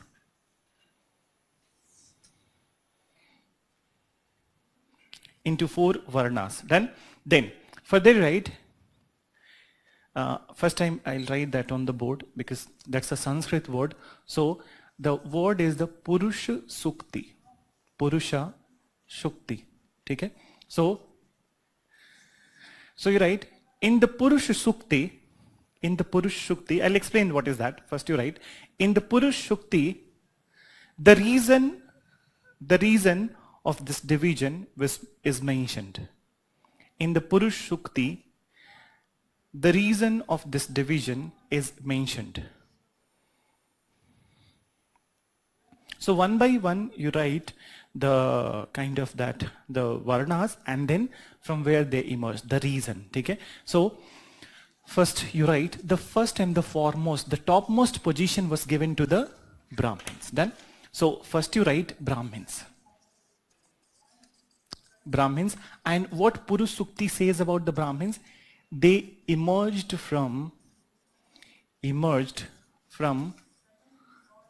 mouth of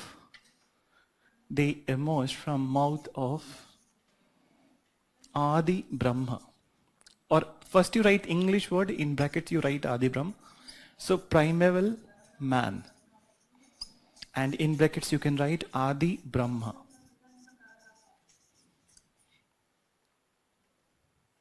Adi Brahma. Done?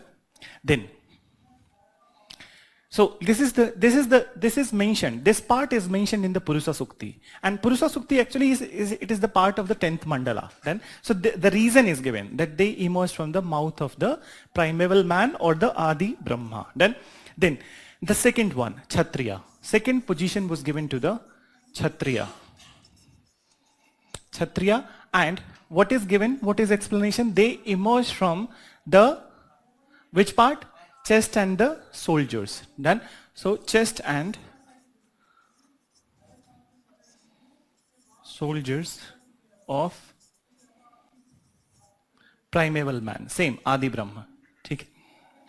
Then what about that? This particular Vaishyas? Thigh. So they emerge from the thigh of the Adi Brahma. Okay. Thigh. And then the last one is the Shudra. And what is the Shudra? Where they?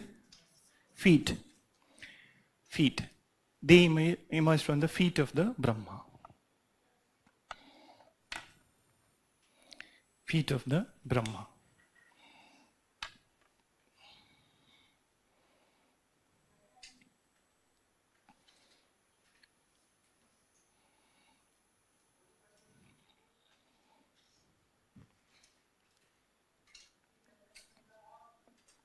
Done? So this is about that, these four varnas which emerged at this point of time, and then the kind of explanation also. Then if I ask you that does this division suggest that Sudras were untouchable at this point of time? No. Yes, they were not untouchables. There was no concept of untouchability at this point of time. Though they were considered as the lowest in the hierarchy, but they were not the untouchables. Okay? And one reason I'll tell you that, which is the part and parcel of the Indian culture, that you see that it is said that when the kind of that go to the those families where this kind of inculcation is going on, so people used to say, they emphasize that whenever some elder or your relative is coming, so you touch the feet of that person. ठीक है? आजकल हम लोग क्या करते हैं, ये घुटना छूते हैं ऐसे, ठीक है? So but the real thing is that you touch the feet of the person. Why this has been kind of inculcated in our children's? It's because of that the feet is the lowest part of the body, and it's the one which carries all the weight of the body. So the one which carries you is your feet. So most of the work is done by your feet. So if you accord that respect to the feet, you are according respect to the God. So that is the meaning of that. Okay? So these are the people who were doing the most laborious work in the society. Why Thai? Okay? Vaishya's Thai means that the trading from here to there, going पैर के चल के जाते हो, ठीक है? So that's how. So they were the traders. Then Kshatriyas, chest and soldier, this area. So strength चाहिए, ठीक है? And then why mouth? So the brain, ठीक है? So all the brainy quotes are given by them. Then, so this is how it was there. Then, now, this is the first such thing which happened at this point of time. And the second thing, there were so many other initiatives taken by these Brahmins at this point of time. So I'll mention the Gotra also. But before that, first let us look at the status of the women in the society. Then, so what was their condition? So you have written that in the early Vedic period, women were accorded a respectable position in the society.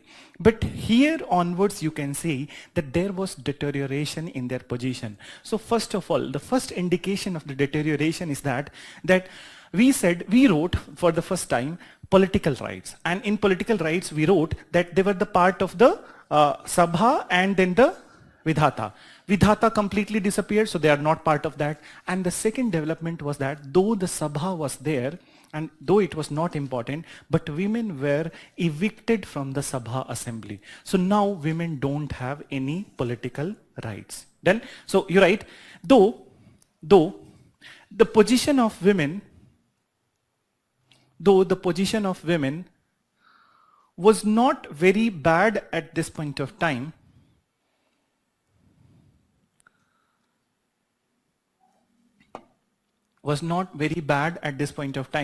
but it started to deteriorate.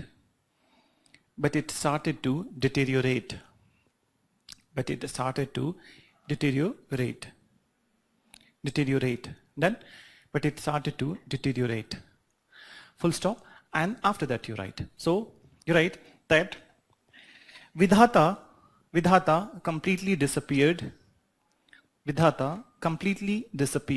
And women were evicted from the assembly of Sabha.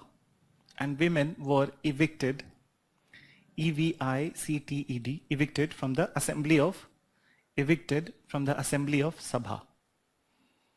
Then, so no political right. In brackets you can write no political rights. What about education? Second thing that we discussed in the early Vedic period was the education. So what about education? Is it still allowed or not allowed? It was still allowed. Okay?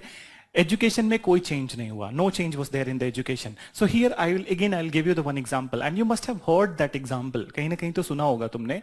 That example was that there was one very intellectual lady of that time, and this time this lady was the Vidushi Gargi. How many of you have heard about that?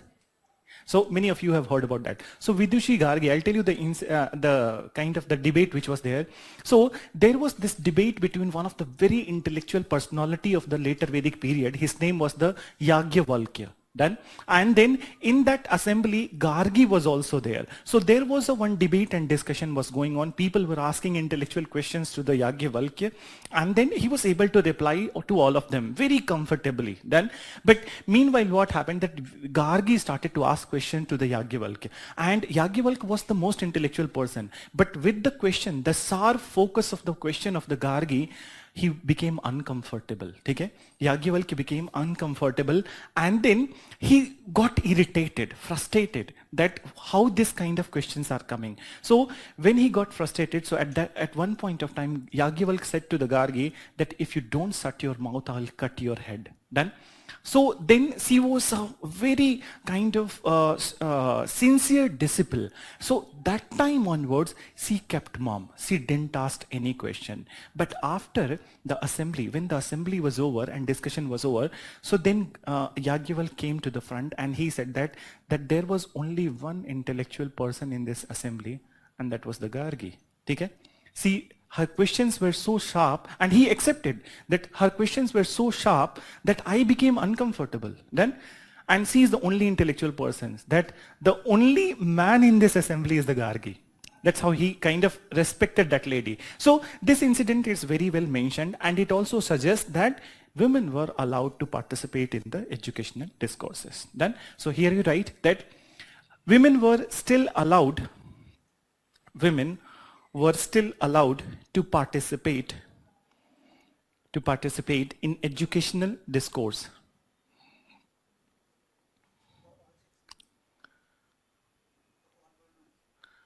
All varnas. It is not about that. Women were, अभी वरना वरना मत लिखो, बस अभी इतना लिखो, मैं वो बाद में बताऊंगा, ठीक है? So women were allowed to participate in educational discourse. Then you write the great example is the intellectual debate between Rishi Yajnavalkya. So I'm writing the spelling of the Yagyavalkya.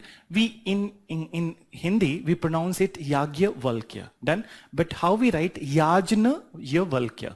So Yajnavalkya Rishi Yajnavalkya and Vidushi Gargi.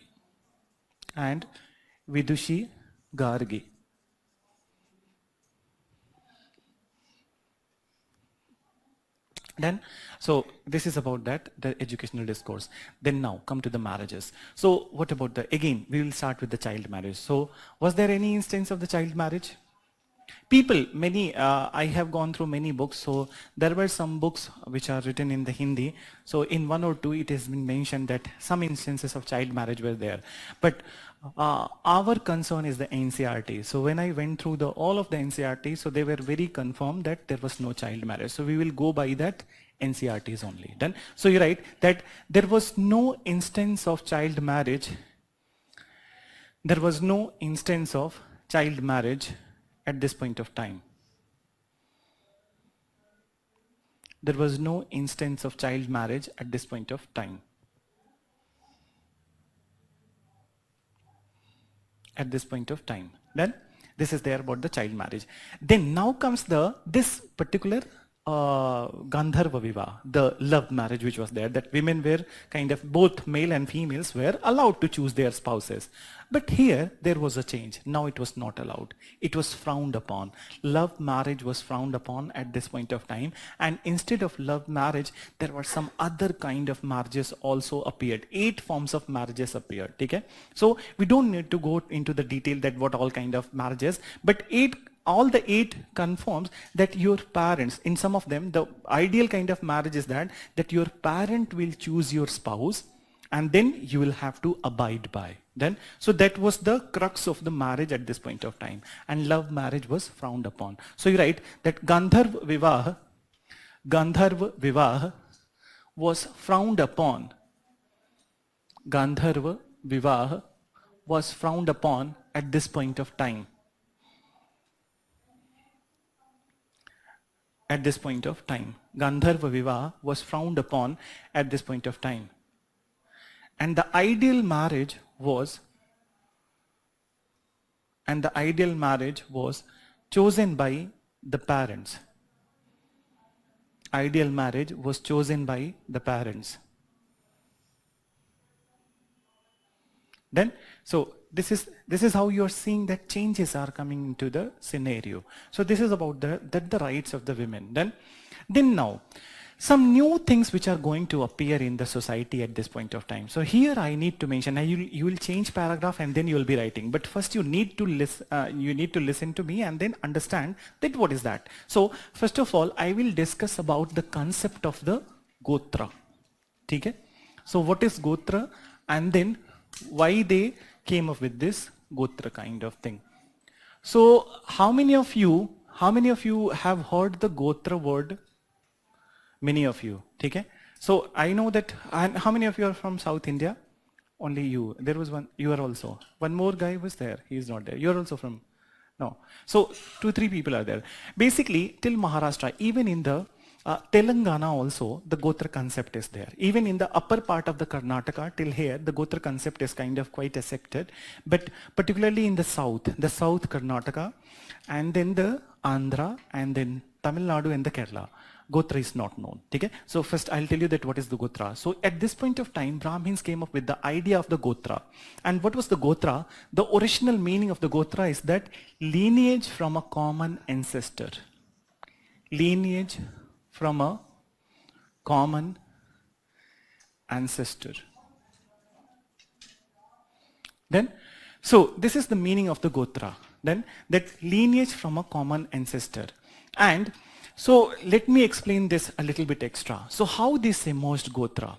How many of you know your Gotra? If from those are from the North India, Gotra. So can you tell your Gotra? Kashyap. Anyone from Bharadwaj? Bharadwaj Gotra? Anyone from Sandilya? You are Bharadwaj. Sandilya?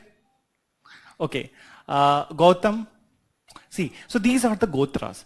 I'll tell you initially, चलो एक बता रहा हूँ लेकिन लिखना मत इसमें से कुछ भी, इसमें एग्जाम में नहीं पूछेगा, but for your information. So initially when it all started, so there were 4 rishis. How this emerged? There were 4 rishis. The name of these rishis were Gautam, Sandilya, Kashyap and Bharadwaj. ठीक है? These 4 rishis were there. And in the later Vedic period, these people, these 4 rishis were very highly respected. Okay? And why they were highly respected? Because of their knowledge. Then the kind of knowledge that they carried, because of that, they were highly respected. Then, so going by their knowledge, the Indian society, the people in the Indian society, they started to follow some rishi. Okay? So one lot of people, if I divide this class into the 4 categories, 4 kind of that. So 25% of you followed Gautam, 25% of you followed Sandilya, and same way Kashyap and Bharadwaj. Then, so some people started to follow Gautam, some people started to follow Sandilya, and some Kashyap. Okay? So this way, those lot of the people who followed Kashyap, okay, their Gotra became Kashyap. Later on, their generation became Kashyap. And those followed the Sandilya, their Gotra became Sandilya. Okay? So this is how it all originated. And it is basically, Gotra refers to the transfer of the knowledge system. Means that if you are following Sandilya, so you are influenced by the thought process of the Sandilya Rishi. And then you are disseminating the same information, same knowledge to the other people. So it is basically the lineage of the knowledge. Okay? It is basically the lineage of knowledge, and on the basis of that, Gotra is decided. So it is very much possible that if some of you are Kashyap, okay? So in Kashyap, a Kshatriya would be there, a Vaishya would be there, a Shudra would be there, and then a Brahmin can also be there. Then it is very much possible that these all people can be Kashyap. Why they can be Kashyap? Because all of them are following the Kashyap Rishi. So that's how the Gotra concept emerged. You got that? So that's how people got the Gotra. So this is the emergence of the Gotra. And then initially only 4 Gotras were there, but later on many other Gotras also appeared. Means that many other intellectual rishis came into picture and people started to follow them. Okay? So recently, when this election campaign was going on, so I came to know about one more new Gotra, which I haven't heard, Dattatreya. Have you heard about that? He said, Rahul Gandhi said that he is from Dattatreya Gotra. So let it be. So it is, you understood the concept of the Gotra, how the Gotra concept came. So the Brahmins came up with the concept of the Gotra and it was consolidated at this point of time. But the next thing was that they said, these Brahmins of this period, what they said, that there must be exogamy of the Gotra in the matters of what? Matrimonial alliance. Matrimonial alliance. Can you see? What is the meaning of that exogamy of the Gotra? I'll tell you the Hindi word. Exactly. Since it is very popular in North India, so Hindi must be kind of that told to you. Sagotriya vivaha nahi ho sakta. This is the meaning. Have you heard about that? That the marriage in the same Gotra must not happen. Okay? This is the meaning. That exogamy of the Gotra means that one must not marry in the same Gotra. For example, if I am Bharadwaj, so I can't marry in the Bharadwaj Gotra. I will have to see in the Gautam, Sandilya and the Kashyap. Then not in the Bharadwaj. So this is how they said. And the purpose of the Brahmins at that point of time, that there must be growth of the knowledge system. That people must not be static to one knowledge system. They must look at the other knowledge system also. You got that? So this is how it all happened. So you're right, that at this point of time, Brahmins came up with the idea of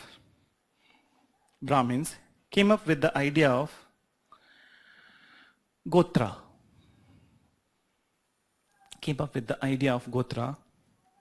Which means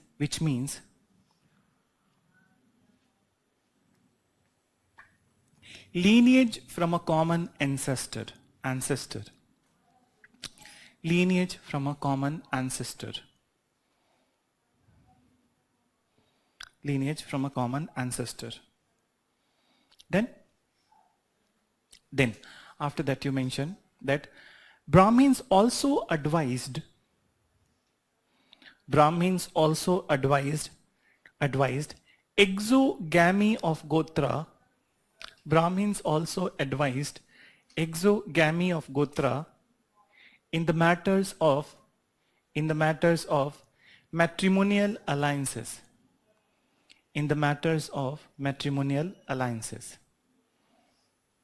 Matrimonial alliances. Then, so this is one such concept. But so many things are going to appear at this point of time. So this is one such thing. Then Brahmins again came up with one new system, and that system or that kind of ritual was that they elaborated the 16 sanskar, okay? 16 samskar, okay? And 16 samskar they came up with. So there are so many samskar, 16, all the 16 you don't need to kind of that remember.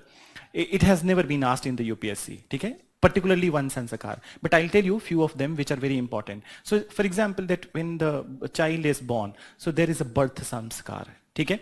Then uska naam rakha jata hai, namakaran sanskar, okay? That when you name a child, that is the namakaran sanskar. Then one of the very important samskar is the marriage. Okay? Marriage is also samskar. Okay? So it is said that in Hinduism that if you are not married, if you're not going to get married, so you cannot achieve salvation or moksha. So for achieving moksha, one must go through the samskars. Okay? So samskar. So marriage is also a samskar. So this way, even at the time of the death, there is a samskar. So they came up with the 16 samskar or sanskar Hindi mein bolte hain. So sanskar of the Hinduism. Okay? Hindu religion. So you're right that they also elaborated the concept of 16 samskar. 16 samskar.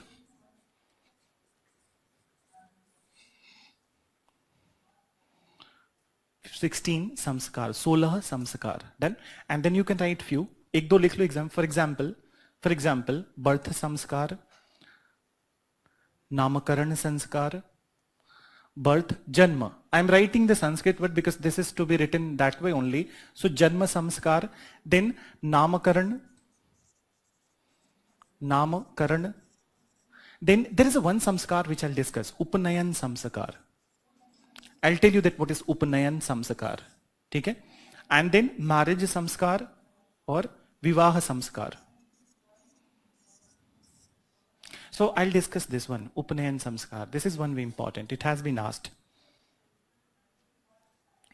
So how many of you know upanayan samskar? और एक और word है जनेऊ संस्कार. अब तो पता है, ठीक है? So this is the upanayan or janeyu samskar. Then, so you know, this is called as the sacred thread ceremony. In this ceremony, what happens that that one kind of that puja part is going on, and then after a thread is kind of tied to the body of that particular person. Okay? See, there is a issue in this upanayan samskar. This samskar is entitled only to the three categories. That is the Brahmin, Kshatriyas and the Vaishyas. Sudras are not entitled for the Upanayan Sanskar. And what is explanation given in our Vedic text that why these these three categories are entitled, because they are Dvij. ठीक है? इसको ध्यान से समझना that what is Dvij. So why only Kshatriya, Brahmin and Vaishya. Why only they are entitled to the Upanayan Samskar? Because they are Dvij. So Dvij का मतलब क्या होता है? That what's the exact meaning of the Dvij? That those who are getting human life form consecutively 2 times. Means इस जन्म में you are a human and next जन्म also you are a human. ठीक है? So overall, how many human births are possible in Hinduism? 7 जन्म. ठीक है? Overall 7 human birth is possible in Hinduism. ठीक है? And these 3 varnas, it is said in the Purusha Sukti itself that they are Dvij. मतलब लगातार 2 बार human birth होता है. मतलब इस जन्म में और अगले जन्म में. ठीक है? And then it can be in a separate way. So these 3 are the Dvij and that's why they are entitled to the sacred thread ceremony. ठीक है? So you write that Upanayan ceremony. Upanayan ceremony, and in brackets you can write sacred thread ceremony. Sacred thread ceremony. Then, so in this one you write only Brahmins, Kshatriyas, only Brahmins, Kshatriyas and Vaishyas were entitled for Upanayan Samskar. Were entitled for Upanayan Samskar.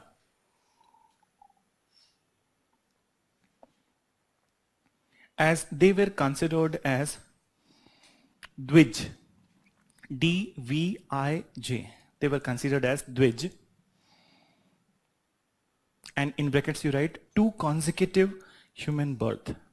Dvij का मतलब 2 consecutive human birth. 2 consecutive Dvij. 2 consecutive human birth. I hope you understood this part. Okay? So slowly you will get to know about that your own culture. That's the words that you have seen. So you'll get to know about all those things. Then, so this is about the Upanayan Samskar and all those things. Then again, now come to. So another part.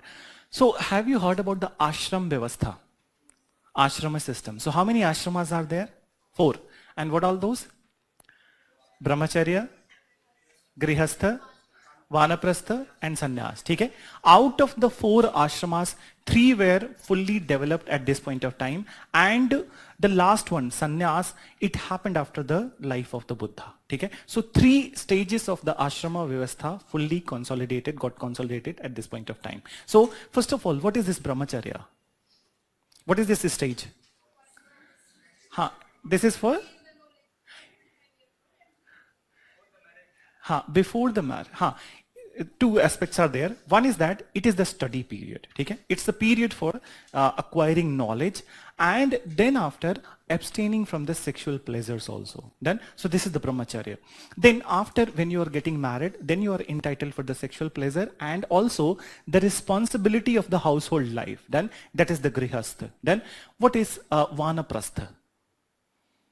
Vanaprastha is the slight kind of that partial retirement. It's partial retirement. It means that you are taking care of your family, okay? Not in the manner that you took care in the Grihastha stage, but a little bit. Okay? So you are taking care of your family, but at the same point of time, you are also devoted to the other knowledge spheres. Okay? And partially you are, sometimes you are going outside in the forest, and then where you are doing the meditation or some other arts you are learning. Then, so this is the partial retirement, and sannyas is the when you are leaving your home to lead a ascetic life.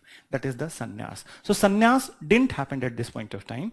Only these 3 stages happened at this point of time. Okay? So you write that ashrama vyavastha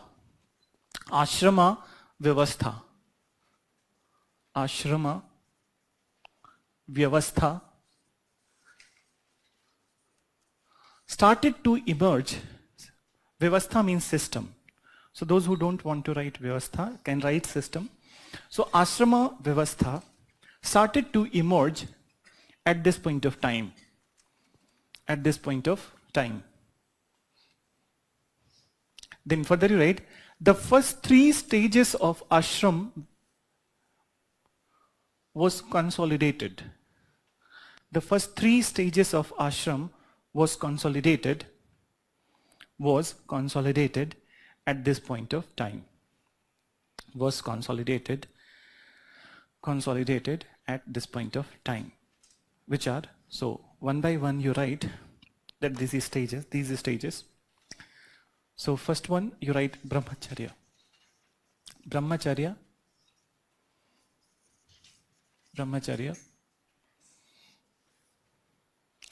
And in front of that you can write study period and abstaining from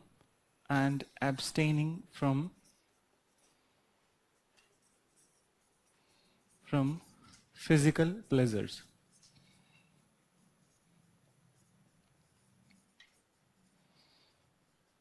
And abstaining from physical pleasures. Then this is the first one. Then second one you write grihastha.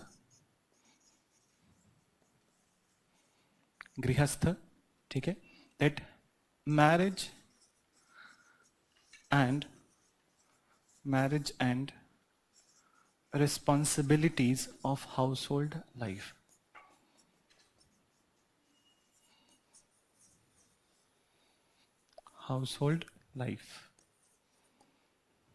Then, and the third was your vanaprastha. See, the actual meaning of the vanaprastha, vana means the one, forest, yes. So descending into the forest. Then, so you write that it is partial retirement,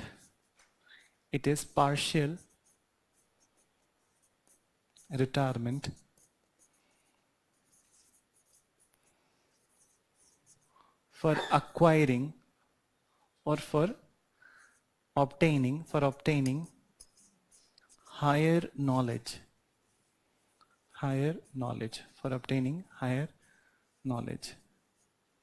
Many of you without getting married are in the vanaprastha stage.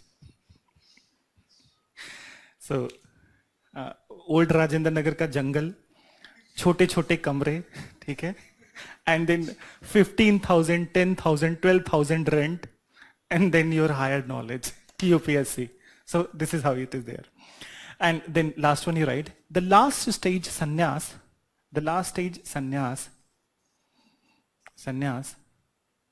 was not fully developed in the later Vedic period.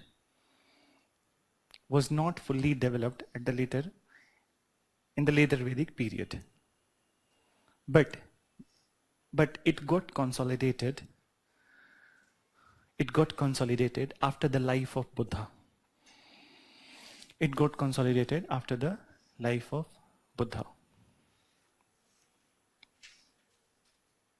Then, so this is about that the what all things were there in the society at this point of time. Then, now come to the religion. So last topic would be the religion, and here also one new change would be there. So that I'll discuss. So first you write religious practices in later Vedic period.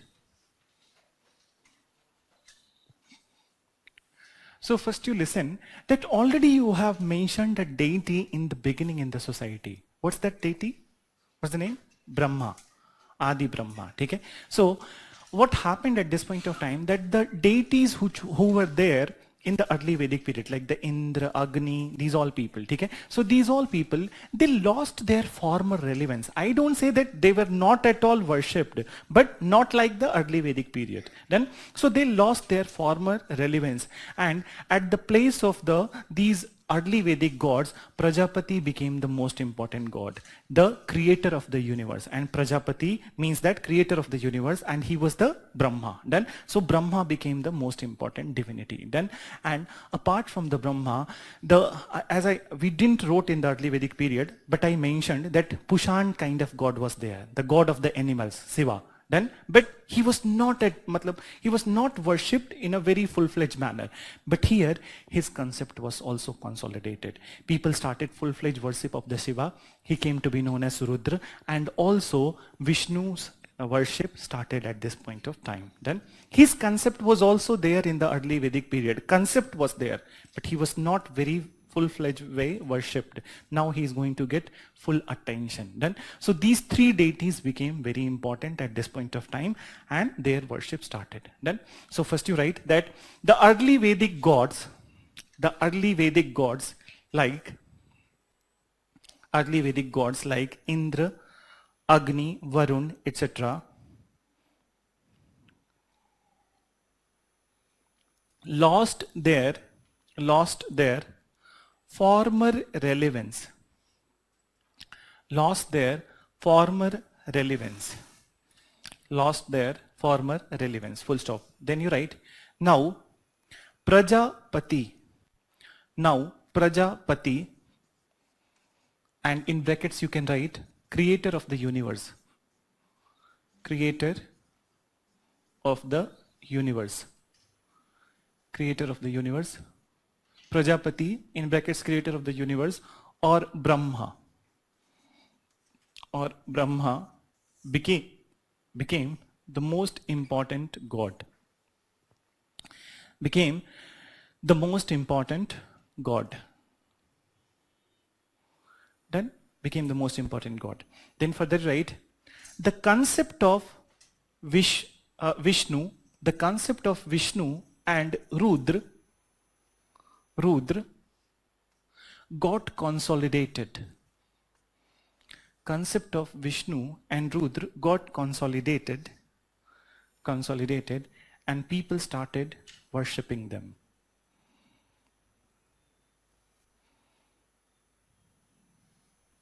People started worshipping them. Then, so these three deities were the most important. And then already these all gods of the early Vedic period, they are also there. And then the sun is also there, who is worshipped. Then, so these all kind of things are there. This is there. But what about the mode of the worship? Okay? So mode of the worship, generally it was the same. The offering prayers, rituals and sacrifices. Okay? They were there. But there came one more stream. Now listen carefully. There was one stream which was going by this method, but one more stream emerged at this point of time, and this stream emerged due to the efforts of the progressive sections of the society.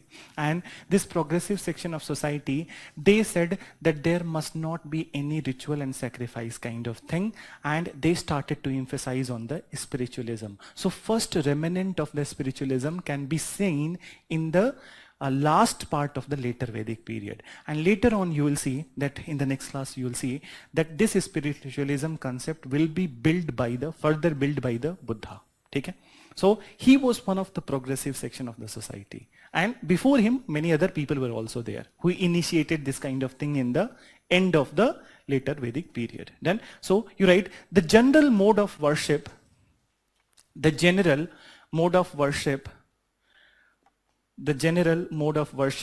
was through prayers and offering sacrifices.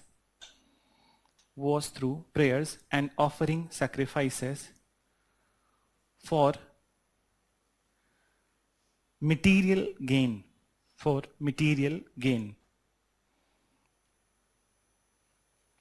Then you change paragraph. For material gain. Then you write, at this point of time,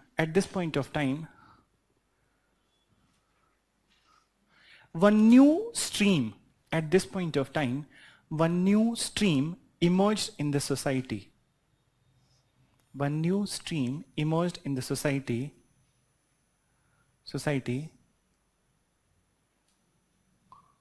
Who rejected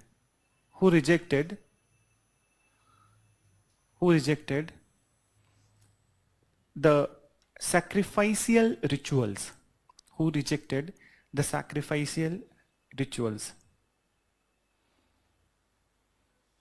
Then after full stop you write, they emphasized on spiritualism.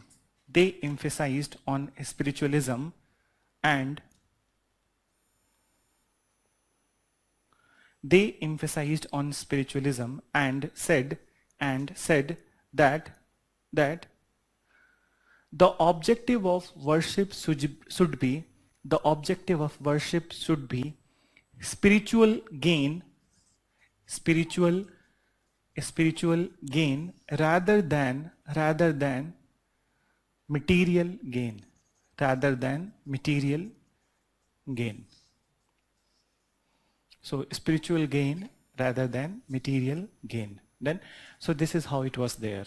Then Listen one thing, I'll tell you when we'll be there at the language and literature. So basically this progressive section of society, and they were composing their ideas just like that the Vedic people, that Vedic Aryans, they were composing their ideas in the Vedas, okay, and in the other books. So this progressive section of the society, they were also composing this progressive ideas. And these progressive ideas later on they came to be known as the Upanishad. ठीक है, so Upanishad is that progressive idea which first talks about the spiritualism.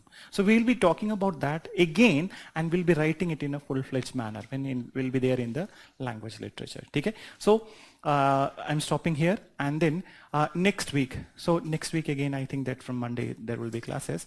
So we will be there in this section, and then two more. आज Vedic हुआ ना, so I think that 2 to 3 classes will be required for the ancient. 3 हो सकता है, ठीक है, and then we'll move to the medieval. ठीक है, चलो, thank you.